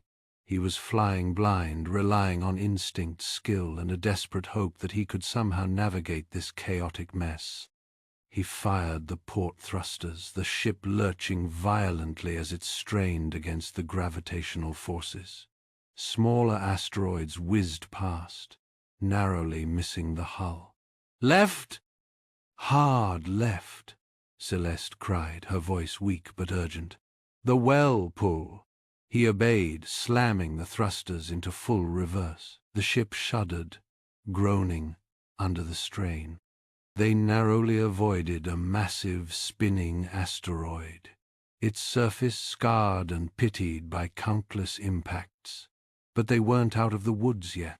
Smaller fragments, debris from a larger impact, were still hurtling towards them. A sharp crack echoed through the ship. The emergency lights flickered violently. "Shields failing," the automated voice announced, its tone flat and emotionless. Another impact, then another. The ship vibrated, groaning under the relentless assault. The hyperspace instability was intensifying. He could feel it now, a strange tingling sensation in his skin, a pressure in his head. Then he heard it, faint voices whispering on the edge of hearing. Fleeting images, glimpses of strange landscapes and alien faces flashed before his eyes. Hyperspace echoes, fragments of other times, other places, bleeding through the fabric of reality. "The conduit," Celeste moaned, her body convulsing. "I can see." He glanced at her, his heart sinking. Her eyes were wide, unfocused, filled with a strange, otherworldly light. She was accessing the cosmic energies, drawing them into herself. "Celeste, no, you're going to hurt yourself. Only way." she gasped. To change the flow. She was right. He knew it deep inside. To fully divert the ship, to navigate the gravitational anomalies and avoid the asteroid field, he needed her. He needed her connection to the hyperspace energies, but it would cost her everything. He hesitated, his hand hovering over the power transfer switch. He couldn't do it. He couldn't willingly sacrifice her life. But Lyra, he closed his eyes, his face contorted in anguish. He had no choice. With a trembling hand he flipped the switch. A surge of power coursed through the ship, bathing the cockpit in an eerie blue light. Celeste arched her back, screaming in pain. The hyperspace energies surged through her, amplifying her awareness, granting her a terrifying glimpse into the chaotic fabric of reality. "Right down now!" she shrieked, her voice distorted and alien. "The gravity, it's shifting." He obeyed, his hands flying across the controls, his body straining against the forces pulling him in every direction. He could feel the ship teetering on the edge of oblivion, about to be ripped apart by the gravitational forces. Then, with a final desperate surge of power, he managed to divert the ship, narrowly avoiding the path of the massive asteroid. The ship shuddered, groaning in protest. Then, silence. The auxiliary battery finally gave out, plunging the cockpit back into darkness. He slumped against the pilot's seat, his body trembling, his palms sweating. They were alive. But at what cost? He turned to Celeste, his heart pounding in his chest. Her body was limp, her scales cold and lifeless. Then he heard it, a faint, shallow gasp. She was still alive, but barely. He turned to Lyra, his blood running cold. The medical pod was dark, its life support systems offline. He stared at the tiny form inside, his heart filled with despair. Lyra wasn't moving. The monitors shrieked, a discordant symphony of failing systems. Lyra's heart rate flatlined. "No, no, no," Will shouted, his voice tight with panic. He ripped away the diagnostic leads, grabbing the crash kit from the wall. "Celeste, I need you now." He slammed the defibrillator paddles against Lyra's small chest, ignoring the acrid smell of burning scales. "Clear. Nothing." Again he charged the paddles. "Clear." Still nothing. Lyra remained motionless, her usually vibrant scales now a dull, lifeless gray. Will's hands shook as he fought to maintain control. He couldn't lose her. Not now. "Will." Celeste's voice was a strained whisper. She stood swaying slightly, her hand pressed against her temple. There's an echo, a resonance, near the asteroid field. Will glanced up, his mind struggling to process her words amidst the chaos. "What are you talking about? I need to focus on Lyra." "It's hyperspace," Celeste gasped, her scales shimmering faintly. "I can feel it, a faint signature, drawing power." Swallowing his frustration, Will barked orders at the ship's AI. "Magnifies sensor readings on the asteroid field. Prioritize hyperspace energy signatures." He returned to Lyra, performing chest compressions with desperate precision. "Come on, Lyra, breathe." The holographic display flickered, resolving into a detailed scan of a nearby asteroid. A pulsing, chaotic energy signature emanated from within. "Analysis complete," the AI announced. "Asteroid composition, primarily silicate. However, a unique crystalline structure is present, exhibiting anomalous energy absorption from the hyperspace instability." "Hyperspace absorption," Will muttered, his mind racing. Could it be siphoning off the energy? He paused, considering the implications. "Celeste, can you pinpoint the crystal's exact location?" Celeste closed her eyes, focusing her senses. It's deep within the asteroid, a concentrated source. If we could tap into that energy. Will's voice trailed off, a spark of hope igniting in his eyes. We might be able to stabilize the ship, at least temporarily. He knew it was a long shot, but with Lyra's life hanging in the balance, he had to try. It's too dangerous, Will, Celeste warned, her voice infused with concern. Disturbing the hyperspace energy flow could cause the asteroid to implode. We'd be caught in the blast. We don't have a choice, Will countered, his gaze hardening with willpower. Lyra's dying. We need that power.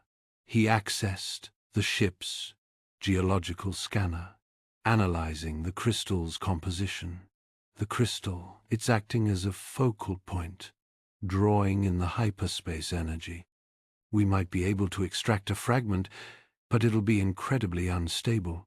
Celeste placed a hand on his arm, her touch surprisingly strong. The crystal's energy, it requires precise resonance control, Will.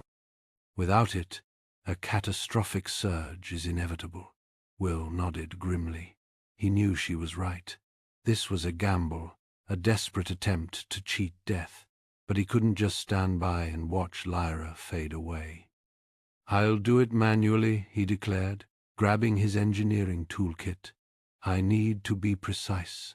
Celeste, you'll guide me. Tell me everything you feel. Well, it's too risky, Celeste protested, her voice rising in alarm. I know, Will replied, his voice softening. But I trust you, and I trust my skills. We can do this. He looked back at Lyra, her pale face illuminated by the flickering emergency lights. I have to. Celeste hesitated, her gaze filled with worry. Then, with a sigh, she nodded. All right, Will, but be careful. This energy, it's unlike anything I've ever sensed. She closed her eyes again, focusing her connection to the hyperspace energies. Lyra, she's fading fast, but I can feel a faint echo. I can try to stabilize her, just for a moment. Buy us some time. As Will prepared for the dangerous extraction, Celeste reached out with her mind, her consciousness intertwining with the chaotic energies surrounding Lyra. A faint glow emanated from her scales as she channeled the hyperspace resonance, attempting to soothe the dying child's ravaged systems. Lyra's vital signs flickered erratically, but for the first time in minutes, they didn't flatline. Will, meanwhile, had donned a protective suit and was maneuvering a small mining drone towards the asteroid. His hands were steady as he manipulated the controls, guiding the drone through the treacherous field. He could feel the pull of the hyperspace instability, a constant reminder of the danger he faced. I'm approaching the crystal, he reported, his voice tight with concentration. Readings are off the charts. It's incredibly unstable. I feel it, Will. Celeste responded, her voice a strained whisper. The resonance, it's building. Be careful. With painstaking precision, Will used the drone's laser cutter to carefully extract a small fragment of the crystal. The asteroid shuddered violently, threatening to implode. Alarms blared in the cockpit. Almost got it, Will grunted, his muscles straining. Just a little more. Finally, with a snap, the crystal fragment broke free. Will quickly retracted the drone, carefully containing the fragment in a makeshift energy dampener he had cobbled together from spare parts. I have the crystal, he announced, his voice filled with relief. Returning to the ship, back in the cockpit, Will carefully connected the crystal to the ship's power grid. A surge of energy coursed through the vessel, causing the lights to flicker and the engines to hum back to life. Lyra's life support systems sputtered, then stabilized. Her scales regained a faint hint of their former color. "She's stable, Will," Celeste exclaimed, her voice filled with joy. "She's still weak, but she's stable." But as the power returned, something else happened. A faint, shimmering entity began to manifest within the ship's cockpit, hovering near the crystal. It was vaguely humanoid in shape, composed of pure light and energy. Celeste gasped, her eyes widening in awe and fear. "The Guardians," she whispered. "It's a fragment of the Ancient Ones." Will stared at the entity in disbelief. "Ancient Ones? What are you talking about?" The entity turned its luminous gaze towards them, its voice echoing in their minds. "The tear. It approaches critical mass. The stability is failing." "The tear?" Will questioned, his brow furrowed in confusion. "The source of the instability," the entity responded. "A tear in reality. A gateway to another dimension, another universe." Celeste's scales shimmered with a faint light.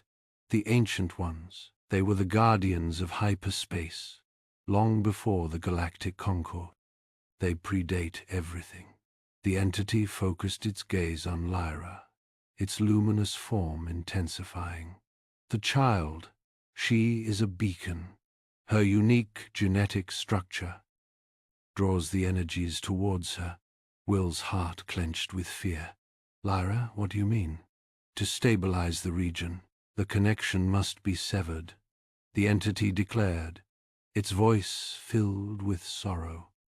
"But the consequences for the child would be unforeseen."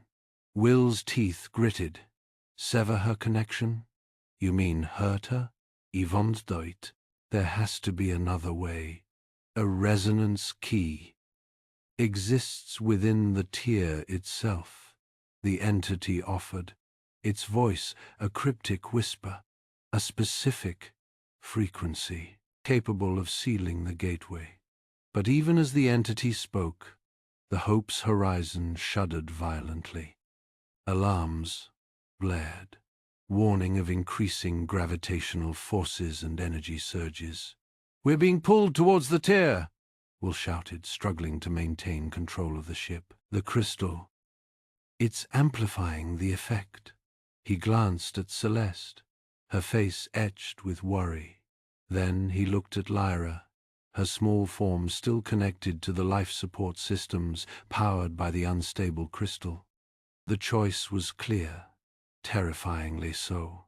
Attempt to find the resonance key within the tear, risking the ship and their lives, or abandon Lyra and try to escape the instability. The Hope's horizon's remaining crystal reserves pulsed weakly, barely enough to feed the emergency shields. Will barked orders, his voice tight with urgency. "Divert all non-essential power. Seal off sections 3 through 7. Celeste, can you reinforce the shield matrix with your abilities?" Celeste, her brow furrowed in concentration, placed her scaled hands on the console. A faint, shimmering energy radiated from her fingertips, weaving into the failing shields. "I am trying, Will, but the tear, it is pulling at everything. The crystal energy resists. It is angry." A burst of static crackled through the comms, followed by a distorted, almost mournful tone. "Temporal distortions extreme. Navigation unpredictable. Proceed at your own peril." The hyperspace entity's warning hung heavy in the air. Lyra, strapped into the biobed, began to twitch. Her eyes flickered behind closed lids, and a faint whisper escaped her lips. "Fractured. Worlds. Twisted. Pa." Celeste moved to her side, her voice soothing. "Lyra, little one, what do you see? Can you guide us?" She turned to Will, her expression grave, her visions. They are fragmented, but I sense a path. A way through. Will glanced at the power levels plummeting. Red lights flashed insistently. Life support is failing. Oxygen levels are dropping. He swore under his breath. We're running out of time. Without hesitation, he moved to the life support console and began rerouting power. All remaining power to Lyra's life support. Seal off the environmental controls. Celeste's eyes widened. Will, what are you doing? You cannot survive in the tier without a functioning suit. He met her gaze, his expression resolute. Lyra needs that power more than I do. She's our only chance. Besides, a wry smile touched his lips. Humans are adaptable. I'll manage. Celeste stepped forward, her hand reaching for his. That is foolishly brave, Will Hall, and I will not permit it. She moved to her own environmental suit, her fingers flying over the controls. I can modify my suit, provide you with limited oxygen support. We will share the risk. Their eyes met, a silent understanding passing between them. A shared commitment, forged in desperation and growing intimacy. All right, Will said, his voice softer now. Together, then. We enter the tier together. As the Hope's horizon approached the swirling vortex of the tier, the ship began to shudder violently. Alarms blared, consoles sparked, the ship's systems were going haywire. We're losing control, Will shouted, wrestling with the helm. The gravitational field is tearing us apart. Another burst of static from the comms. A narrow path exists. Follow my guidance, or be consumed. The ship lurched suddenly, pulled violently to starboard. Will gripped the controls, fighting to maintain course. I feel it. Something's pulling us, guiding us. The Hope's horizon crossed the event horizon.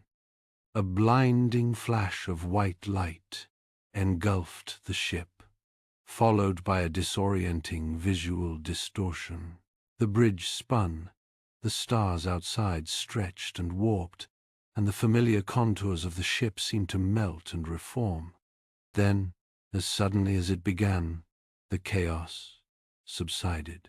The Hope's horizon emerged into a new reality, a bizarre landscape of twisted space, fragmented realities, and swirling energy currents. What is this place? Celeste whispered, her voice filled with awe and a hint of fear. The hyperspace entity's voice echoed through the ship, this time clearer, more resonant. You have entered my domain. I am the tier. Not merely a wound, but a being. Lyra's body arched, her eyes snapping open, glowing with an unnatural light. Her voice, amplified and distorted, filled the bridge. I am connected. The tier, it speaks, it feels. A wave of images and emotions flooded Lyra's mind, overwhelming, chaotic, terrifying. She gasped, her body convulsing. Celeste, sensing Lyra's distress, reached out, her psychic abilities flaring. She focused her will, creating a shield around Lyra's mind, a barrier against the tier's overwhelming influence. Will, despite the chaos and the psychic onslaught, focused on the swirling energy currents outside the ship. He squinted, his brow furrowed in concentration. There, I see patterns, recurring patterns in the chaos. It's not random. The entity's voice, speaking through Lyra, resonated with a newfound urgency. Follow the patterns. They lead to the heart, to the resonance key. Will took a deep breath, his gaze fixed on the swirling energy currents.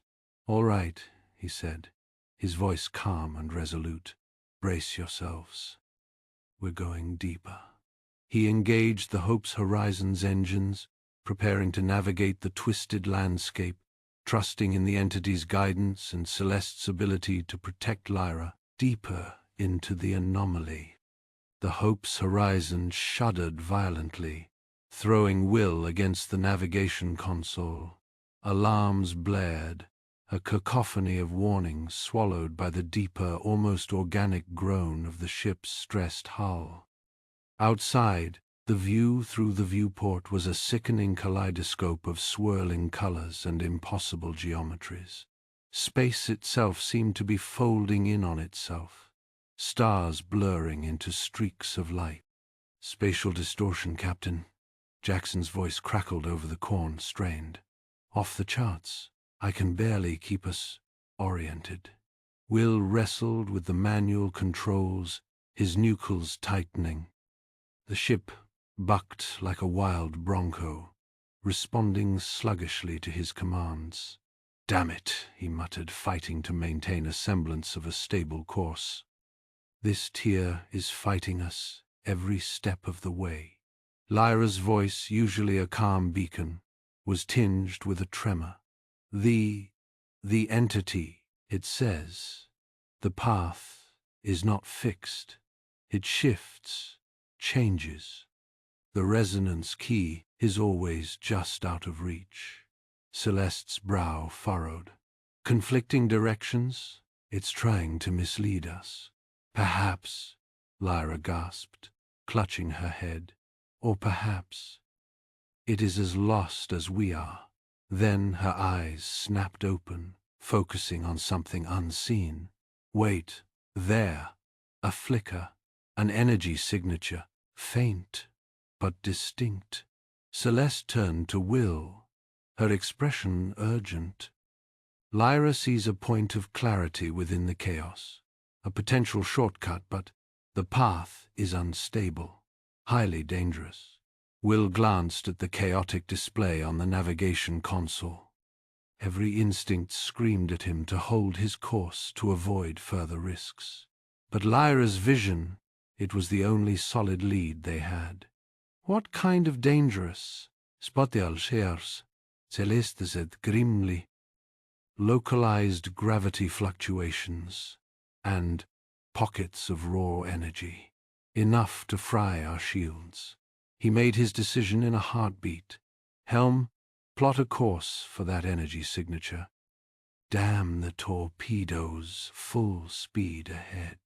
The Hope's horizon lurched forward, plunging deeper into the swirling chaos. The ship groaned under the strain, the shields flickering erratically as they absorbed the brunt of the spatial distortions. Then, without warning, a blinding flash engulfed the viewport. "Energy surge," Jackson yelled. "Shields overloading. We can't take much more of this." The ship bucked violently again, alarms screaming louder. The lights flickered and died, plunging the bridge into near darkness. The air grew noticeably colder. "Power conduits are fried," Jackson reported, his voice tight with panic. "Life support is failing. Temperature is dropping." Will cursed under his breath. He had pushed the ship too far, too fast. Now they were paying the price. Celeste, keep Lyra stable. Jackson, reroute auxiliary power to life support. I'm going to fix those conduits. He grabbed a toolkit and scrambled out of his command chair, heading for the access panel behind the navigation console. The air was already growing frigid, his breath misting in front of him. He ripped open the panel, revealing a mess of sparking wires and melted components. "Damn Cyan engineering," he muttered, pulling out a handful of salvaged components from his kit.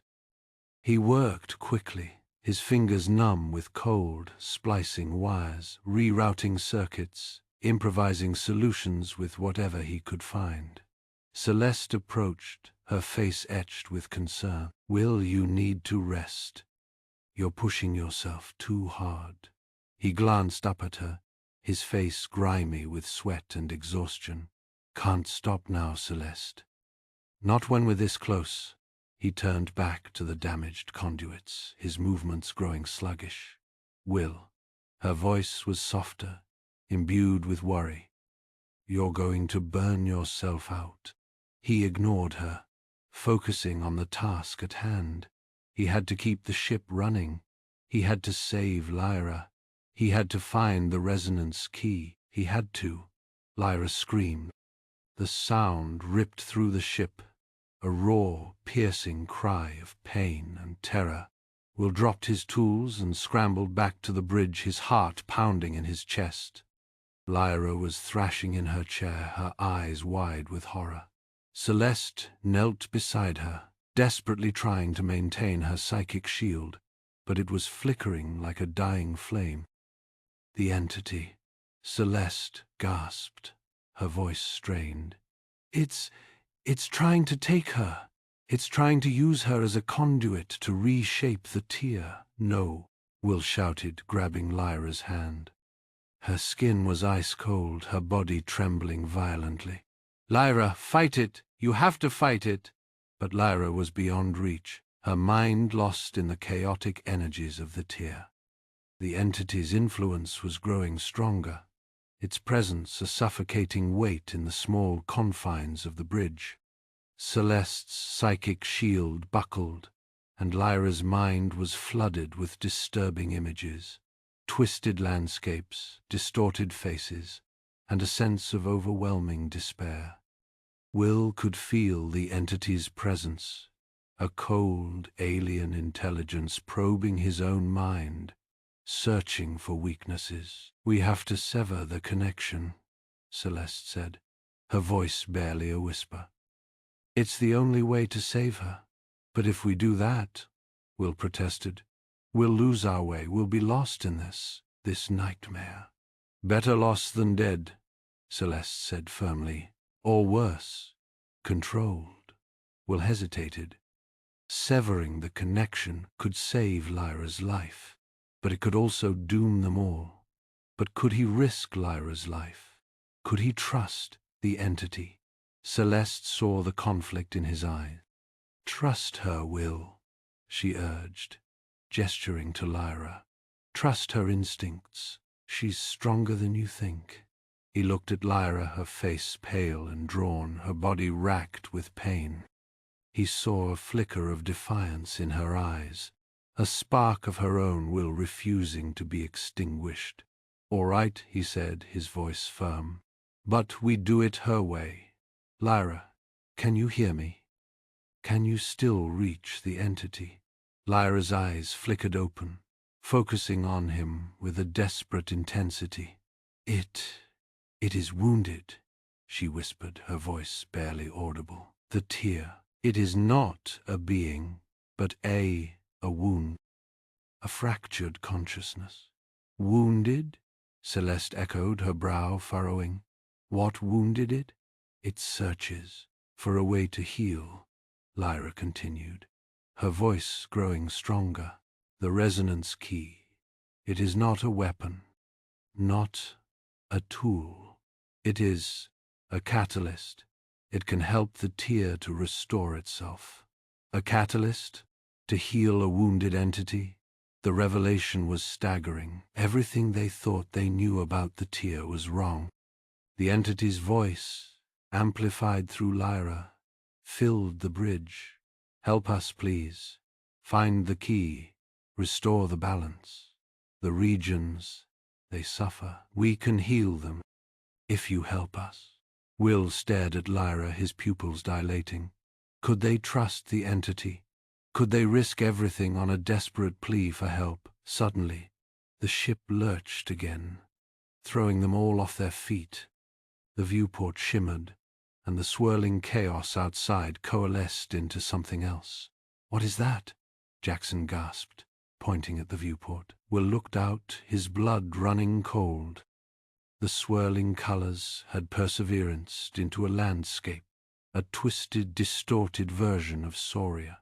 He could see the familiar hive structures, but they were broken, crumbling, their surfaces warped and grotesque. The sky was a sickly green, and the air was thick with a sense of wrongness. "We've entered a region of fragmented reality," Celeste said, her voice grim. The tear is showing us its memories, its pain. The entity's voice echoed in their minds, a desperate plea. Help us find the key before it is too late. Will looked at Celeste, his face grim. Looks like we're not out of the woods yet. Lyra, guide us. Celeste, protect us. We're going to navigate this twisted landscape, and we're going to find that key. He paused, his gaze hardening. But we're going to do it our way. Will hardened his eyes. The image of Dr. Quint's sacrifice burned into his mind. He wouldn't let it be in vain. He had to protect Trier, and he had to find a way to heal this tear. The Hope's horizon shuddered, a low groan resonating through the deck plating. Captain, Ilara's voice crackled over the corn. We're detecting spatial distortions ahead. Something familiar, but wrong. Will's gut twisted. On screen, the main view screen flickered, resolving into an image that made his breath catch in his throat. It was Earth, or something that resembled it. He zoomed in, his heart pounding. There, nestled in a valley, was his childhood home in Montana. But the colors were off, muted, almost sepia-toned. The sky swirled with an unnatural, sickly green hue. The house itself seemed elongated, distorted, like a reflection in a funhouse mirror. What in the hell? He muttered. Lyra gasped, clutching her head. I see him. Young, afraid. Her voice was strained, distant. The swing set. It's broken. He fell. Will's blood ran cold. The swing set. He hadn't thought about that in years. The fall, the broken arm, the weeks of pain and isolation. The image on the screen shimmered, the distorted house growing larger, closer. It felt like the ship was being pulled towards it, against his will. Captain, Ilara's voice was tight with panic. We're losing control. The tear it's feeding on something. Our heading is locked.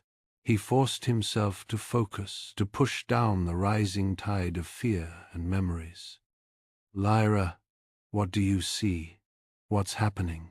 Lyra's eyes were unfocused, pupils dilated. He's alone. He feels worthless, unloved. She shuddered. It wants him to stay there, to drown in it. The entity. It was using his past against him, exploiting his deepest insecurities. Celeste, he said, his voice strained. I need you, now. Celeste was at his side in an instant, her reptilian eyes narrowed, studying the screen. That is not your world, Will Hall. That is a shadow, a distortion. She reached out, her scaled hand gently cupping his cheek. Look at me. You are here. You are strong. You are not that child. Her touch, her voice, grounded him. He blinked, shaking off the oppressive weight of the illusion. He focused on the warmth of her hand, the steady rhythm of her breathing. Thank you, he whispered. Always, she replied, her gaze unwavering.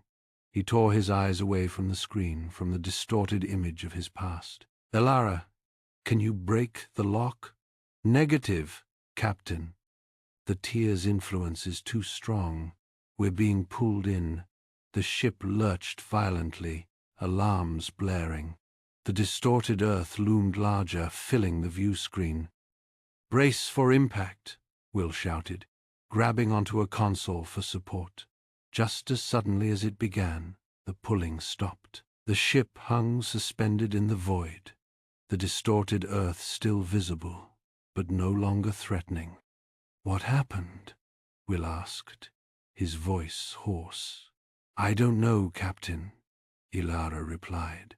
But the spatial distortions are shifting. The path ahead is no longer clear. It's fragmented. He looked at the view screen.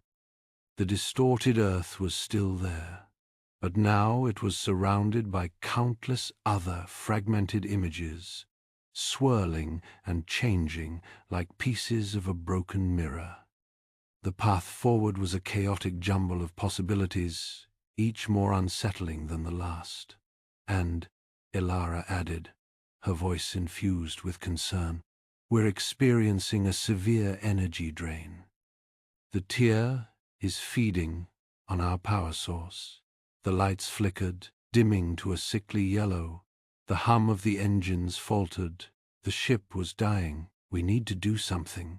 And fast, Will said, his mind racing. Ilara, what are our options? We could try to reroute power from non-essential systems, Ilara suggested. But that would further compromise our life support. We're already running on minimal reserves. Will hesitated. Diverting power was a risky gamble, but they were running out of time. What do you think, Celeste? Celeste's brow furrowed. It is a dangerous proposition, Will Hall. But inaction is a death sentence. Lyra gasped again, her eyes snapping open. There's energy nearby, a source, but it's guarded by something powerful, a glimmer of hope, but guarded by something powerful. Of course. What kind of guardian? Will asked. Lyra struggled to focus. It's a reflection of the tear itself, distorted, angry. It protects a key, a resonance key. The resonance key, Will repeated, his heart pounding. That's what we need to heal the tear. He looked at Celeste, then at Ilara, then back at the fragmented path ahead. We have a choice to make. Divert power and risk our lives, or try to reach the energy source and face the Guardian. Either way, it's a gamble. He paused, taking a deep breath. But there's something else. Something Lyra's not telling us. Lyra winced, her face pale. It showed me something, a choice, a moral dilemma. What kind of dilemma? Will pressed. It wants us to choose, Lyra said, her voice trembling. Between saving ourselves and helping others. Will's gut twisted. A moral dilemma. That was the entity's game. Explain, he demanded. It says, the energy source is linked to another reality. A reality that's also suffering. If we take the energy, we can save ourselves, but we'll doom that other reality. Celeste's scales shimmered with concern. A terrible choice. And if we help them? Will asked. Lyra shook her head. It didn't say. But I sense it would mean sacrificing ourselves. He looked at the fragmented path, at the swirling images of countless realities. He thought of Dr. Quint, of the Saurian children, of all the lives hanging in the balance. We can't, he said, his voice firm. We can't sacrifice another reality to save ourselves. We have to find another way. But Captain, Ilara protested, we're running out of time.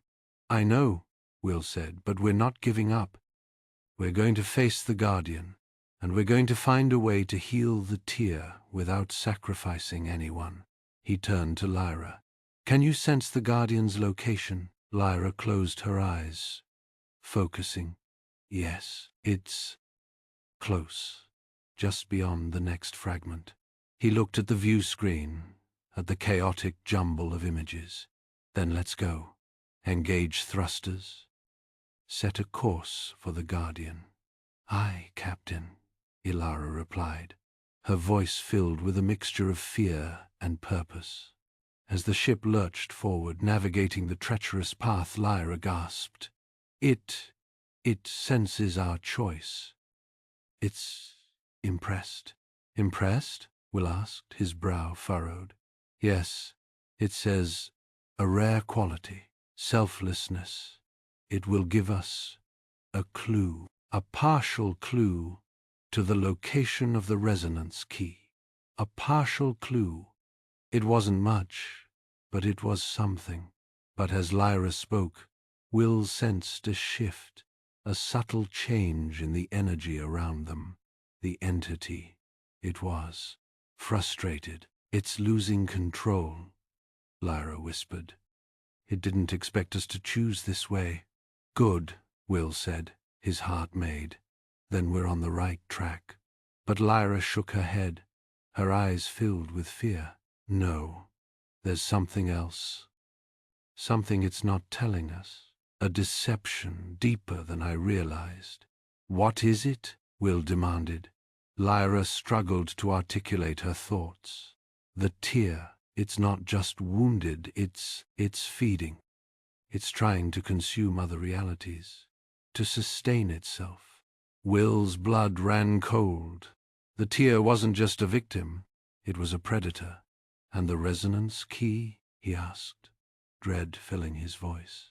Lyra hesitated. I don't know, but I sense. It may not be a healing catalyst.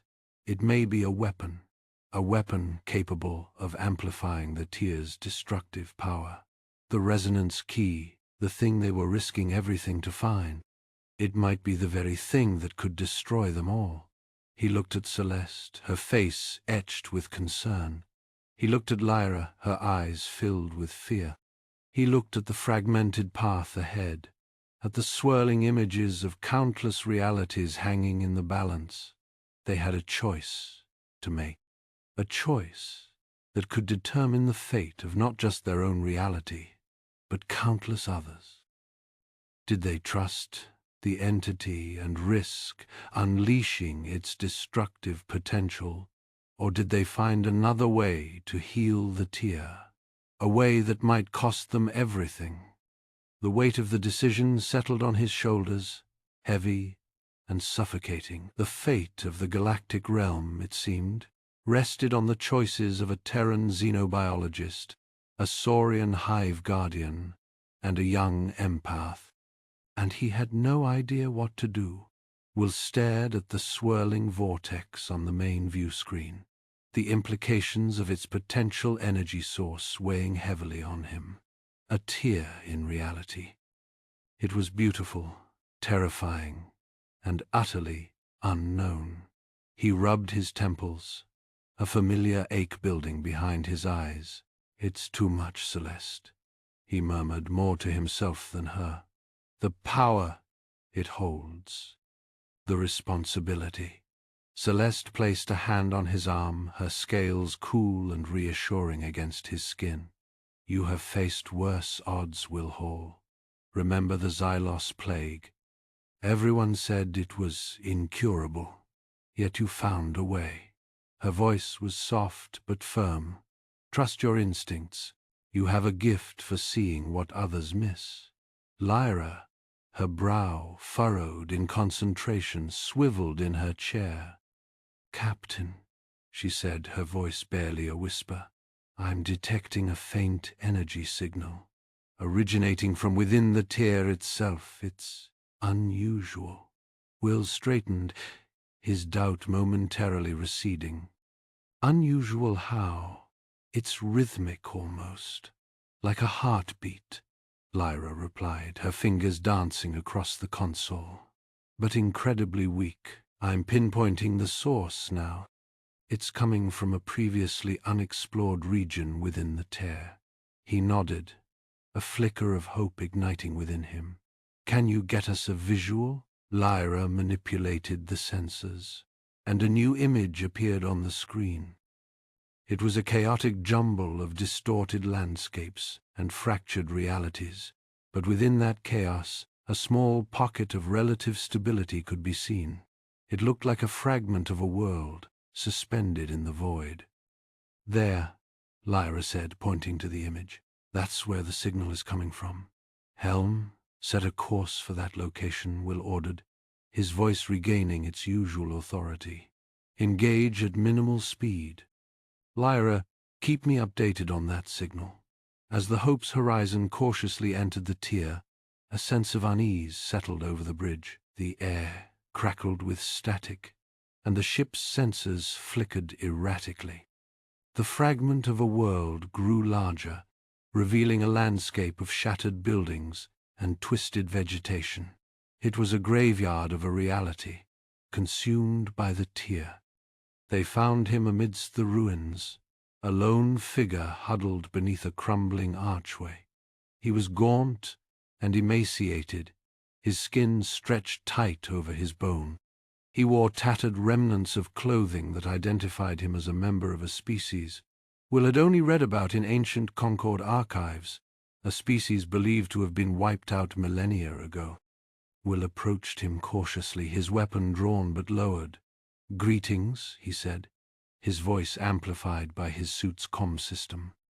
"We are here to offer assistance." The survivor looked up, his eyes hollow and filled with a deep, abiding sorrow. "Stay away," he croaked, his voice raspy and weak. "Don't trust it. It lies. It only seeks to consume and destroy." "What are you talking about?" Will asked, his brow furrowed in confusion. "The entity," the survivor whispered, his gaze darting nervously around the ruins. "The one who controls the tier. It promised us salvation, but it only brought annihilation. It feeds on realities, devouring them whole." Celeste stepped forward, her expression grim. "Is there anything we can do to stop it?" The survivor nodded weakly. "The resonance key. It can be used as a weapon. Sever its connection to other realities. Destroy it before it consumes everything." Will's mind raced. The resonance key. He had believed it was a tool for healing, for understanding. Now, this survivor was telling him it could be used for destruction. He looked at Celeste, his face etched with doubt. "Can we trust him?" Celeste hesitated, her gaze fixed on the survivor's haunted eyes. "He speaks with the voice of experience, Will. The pain. It is real." Lyra's voice crackled over the corn. "Captain, I'm detecting a surge in energy activity within the tier. It's becoming unstable." The moral conundrum greatly troubled on Will. Could he risk using the resonance key as a weapon, potentially destroying the tier and everything within it? Or should he attempt to heal it, risking unleashing its destructive potential on the galaxy? Celeste, sensing his internal struggle, spoke softly. "Perhaps we should try to contain it first, Will. Create a barrier to prevent it from spreading. Buy ourselves some time to make a decision." Suddenly, Lyra gasped. "Captain, I'm receiving a vision, a future, consumed by the tier, worlds collapsing, stars dying. It's horrifying." Will's persistence hardened. He could no longer afford to hesitate. The fate of countless lives hung in the balance. "We have no choice," he said, his voice firm and resolute. "We have to use the resonance key as a weapon. It's the only way to stop it." He turned to Lyra. "Can you reconfigure the key for this new purpose?" Lyra nodded, her face pale but determined.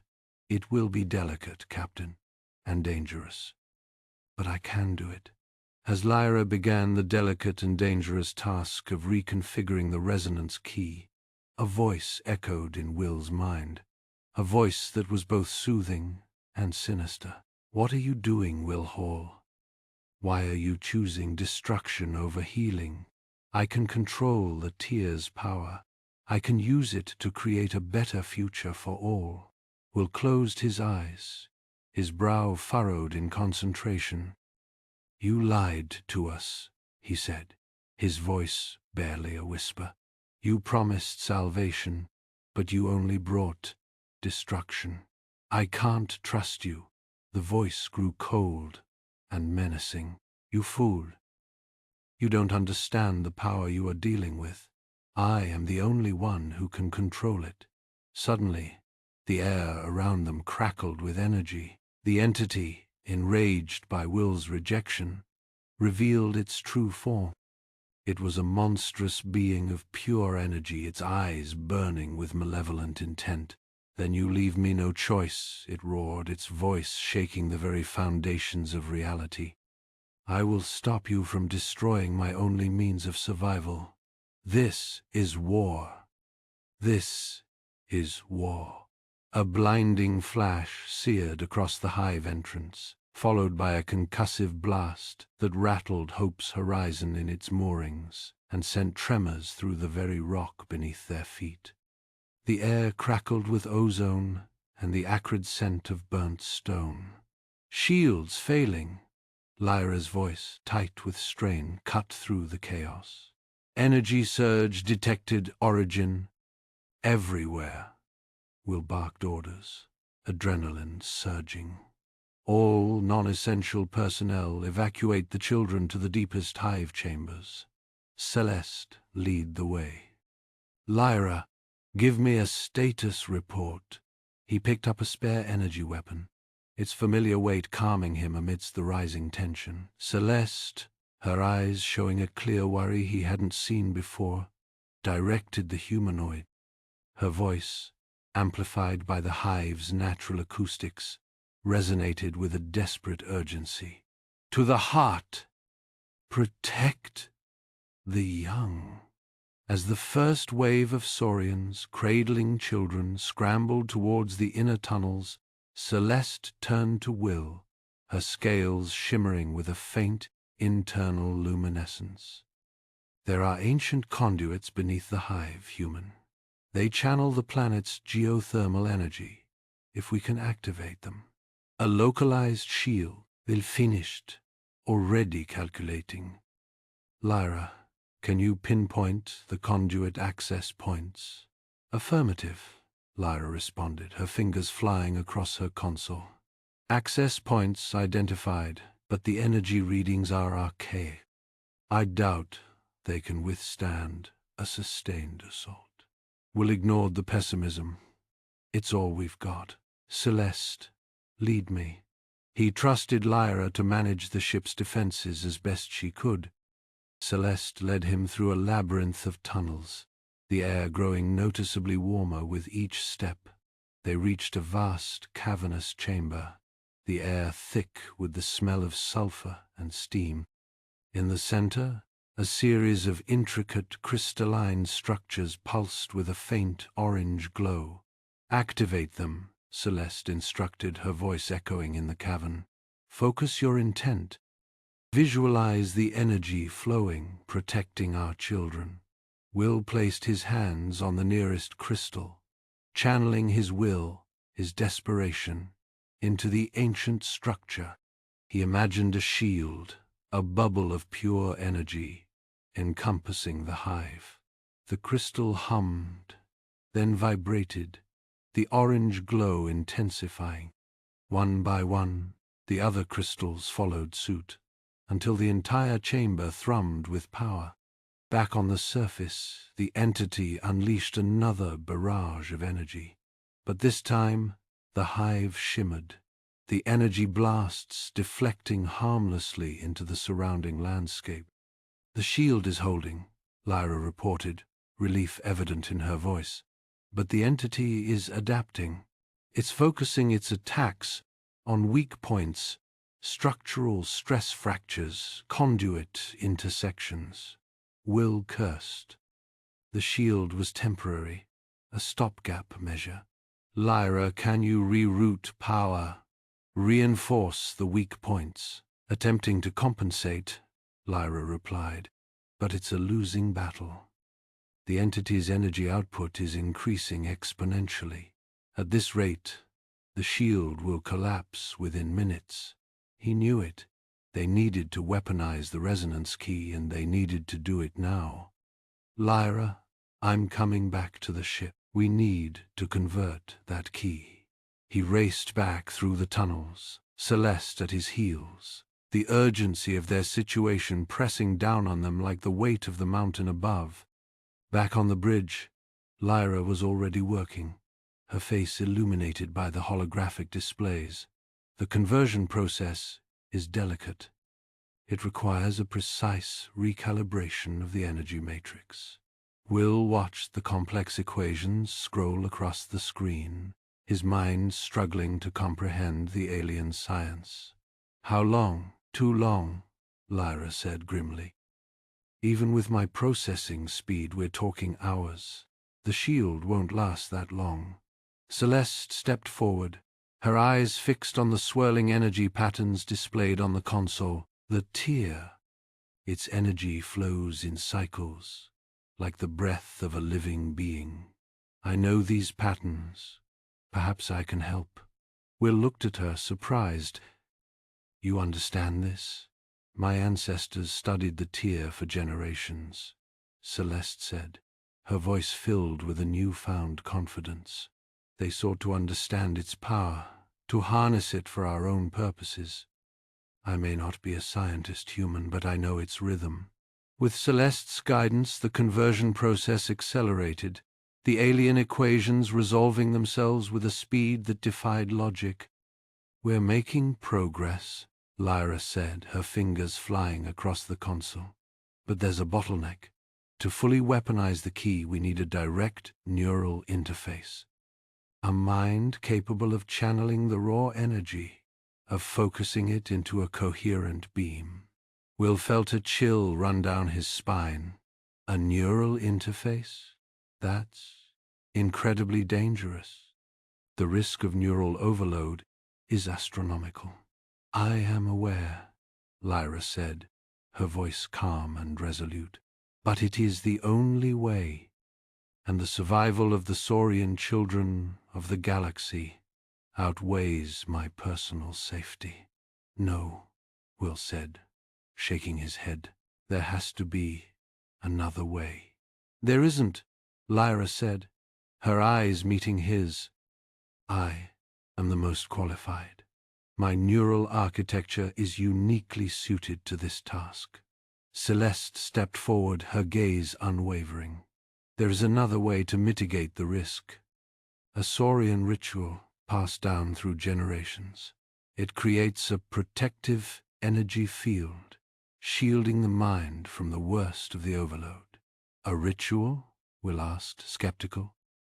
"It draws upon the collective energy of the hive," Celeste explained. "The shared will, the shared hope. It can amplify the mind's natural defenses." "It's worth a try," Lyra said. "We have nothing to lose." Celeste nodded, turning to address the comm. "This is Celeste.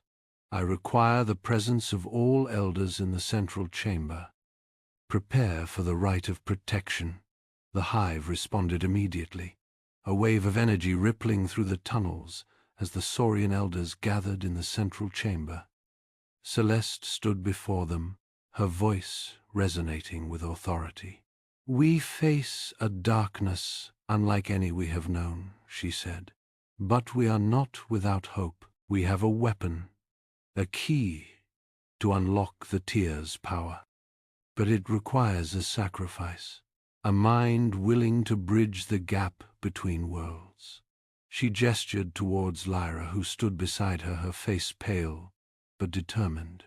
"This Terran offers herself for our sake. We must lend her our strength, our will, our protection."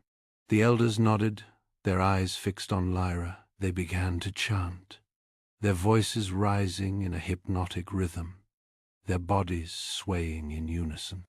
A visible energy field began to coalesce around Lyra, a shimmering, iridescent aura that pulsed with the collective energy of the hive. Lyra closed her eyes, taking a deep breath. "I am ready." Will watched, his heart pounding, as Lyra connected herself to the neural interface, the energy field enveloping her like a protective cocoon. The ship hummed, the air crackling with power. "The resonance key is weaponized," Lyra said, her voice strained but clear. "But I am weakened." Drain. As if sensing its impending defeat, the entity unleashed a final desperate attack, focusing its energy directly on Lyra. Without thinking, Will threw himself in front of her, shielding her with his body. The energy blast slammed into him with the force of a supernova, searing his flesh, shattering his bones. He felt an unbearable pain, a searing agony that threatened to consume him. Then, darkness. He collapsed to the ground, his life hanging in the balance. Celeste screamed, a primal, guttural sound that echoed through the hive. Her eyes blazed with a raw, untamed fury. She raised her hands, channeling the collective energy of her people, amplifying it with her own rage and grief. A surge of pure saurian energy erupted from her, a blinding wave of light that temporarily repelled the entity, forcing it to retreat. Celeste rushed to Will's side, cradling his head in her lap, her scales slick with his blood. "Will, no, please, no." Lyra, despite her weakened state, knelt beside them, her hand hovering over Will's wounds. "His life signs are critical. He needs immediate medical attention." Celeste looked at Lyra, her eyes filled with a mixture of grief and gratitude. "He saved you. He saved us all." Lyra met her gaze, a silent understanding passing between them. They were different species, from different worlds, but they were united by a shared purpose, a shared dedication to protect Will and the Saurian children. Their bond, forged in the crucible of war, was stronger than any barrier. Despite their injuries and the overwhelming odds, Celeste and Lyra knew what they had to do. They had to transport the weaponized resonance key to the Tier's location, to face the entity one last time. The fate of Sauria, and perhaps the galaxy, depended on it. Celeste and Lyra, fueled by a grief that now burned as fiercely as any star, and a persistence forged in the face of extinction, transported the weaponized resonance key towards the Tier's location. The device hummed with contained power, a tangible weight in their hands, a burden and a promise. Arriving at the precipice of reality's wound, they found the entity fully manifested. It towered, a grotesque tapestry of warped dimensions and ravenous hunger, its form coalescing into something that vaguely resembled a saurian nightmare, all jagged edges and consuming darkness. Its roar, a distortion of sound and sanity, echoed across the desolate landscape, amplified by the Tier itself. Enraged by their defiance, the entity thrashed, its very presence threatening to unravel the world around them. Lyra, despite her weakened state, her scales duller than Celeste had ever seen, prepared to activate the weaponized resonance key. Her hands trembled, but her eyes, filled with a perseverance that belied her physical frailty, remained fixed on the swirling chaos of the Tier. But before she could fully engage the device, the entity unleashed a devastating energy blast, a raw surge of chaotic power aimed directly at Lyra. Celeste, with a speed born of desperation and a love that transcended species, intercepted the blast. She threw herself in front of Lyra, channeling her own saurian energy, a lifetime of accumulated life force, into a protective shield. The impact was cataclysmic. A searing pain ripped through her, scales cracking, her vision blurring as the entity's raw power threatened to overwhelm her. She crumpled to the ground, incapacitated but alive. With Celeste fallen, Lyra knew there was no other choice. Ignoring the searing pain in her own body, she connected to the weaponized key, her mind reaching out, seeking to understand the chaotic energies of the Tier. She channeled her own life force, her focus sharpening, her will hardening into an unbreakable shield. The weaponized resonance key responded, emitting a surge of pure, focused energy. The tear shimmered, its chaotic energies disrupted, the entity's connection to the saurian dimension violently severed. The monstrous form recoiled, shrieking in frustration as its anchor to this reality weakened. The entity began to dissipate, its form flickering like a dying flame, banished back to the void from whence it came. The tear, now severed from the entity's influence, began to close. But the process was unstable, the fabric of reality struggling to heal. Flickering energies arced across the landscape, threatening to collapse the tear in a catastrophic implosion that would consume everything around it. Lyra realized with chilling clarity that a precise counterfrequency, a delicate harmonic balance, was needed to fully stabilize the tear. But she was spent, her energy reserves depleted, her heart pounding from the strain. The calculations swam before her eyes, an impossible equation she lacked the strength to solve. Despair threatened to engulf her. Then a voice, weak but clear, cut through the chaos. Lyra, the frequency. I remember. It was Will. He had regained consciousness. The memory of the tear's complex frequency patterns burned into his mind from his earlier research. Fighting through the pain, he accessed his makeshift lab, cobbled together from salvaged tech, and transmitted the data to Lyra through a neural link he rigged from spare parts. Lyra, her fingers trembling, input the data into the key. The device hummed, then resonated with a newfound harmony. The tear responded, the chaotic energies subsiding, the fabric of reality knitting itself back together. With a final surge of power, the tear closed completely, severing the entity's connection to the saurian dimension permanently. The landscape fell silent, the only sound the gentle hum of the weaponized key as it powered down. Days later, they returned to the hive. The journey was slow, Celeste still weakened, Lyra supporting her every step. But as they crested the final rise, they were met with a sight that banished their weariness and filled their hearts with a joy they had almost forgotten. The cured saurian children, their scales shimmering with vibrant colors, their eyes sparkling with intelligence and laughter, rushed to greet them. They swarmed around Will, Celeste, and Lyra, their small hands reaching out in gratitude, their voices a chorus of joyful chirps and trills. The hive itself seemed to have been reborn. Bioluminescent flora bloomed in profusion, casting a warm, inviting glow, the air filled with the sounds of life and laughter. The news of their success reached across the galaxy. The Galactic Concord, initially skeptical and dismissive, was forced to acknowledge humanity's achievement. Administrator Vaughn, his face etched with a mixture of grudging respect and professional embarrassment, contacted Will and Celeste.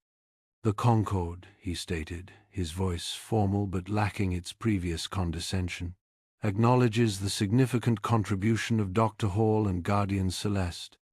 We are prepared to offer you both a position to lead a new research initiative focused on solving other, unsolvable problems. Your methods warrant further investigation." Will and Celeste, standing amongst the vibrant saurian children and the revitalized hive, looked towards the future with hope and grit. The challenges ahead would be great, but they knew that together, with their combined strengths and their unwavering commitment to compassion and understanding, they could face anything. Will wrapped an arm around Celeste, their fingers intertwining.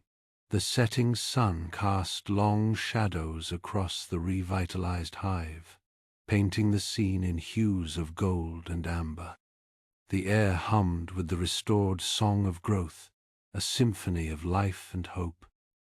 And as the saurian children laughed and played around them, a living testament to the power of human empathy and ingenuity, Will and Celeste knew that their journey had just begun. The galaxy was vast, and there were countless others who needed their help. But they were ready, they were humanity, and they would never give up.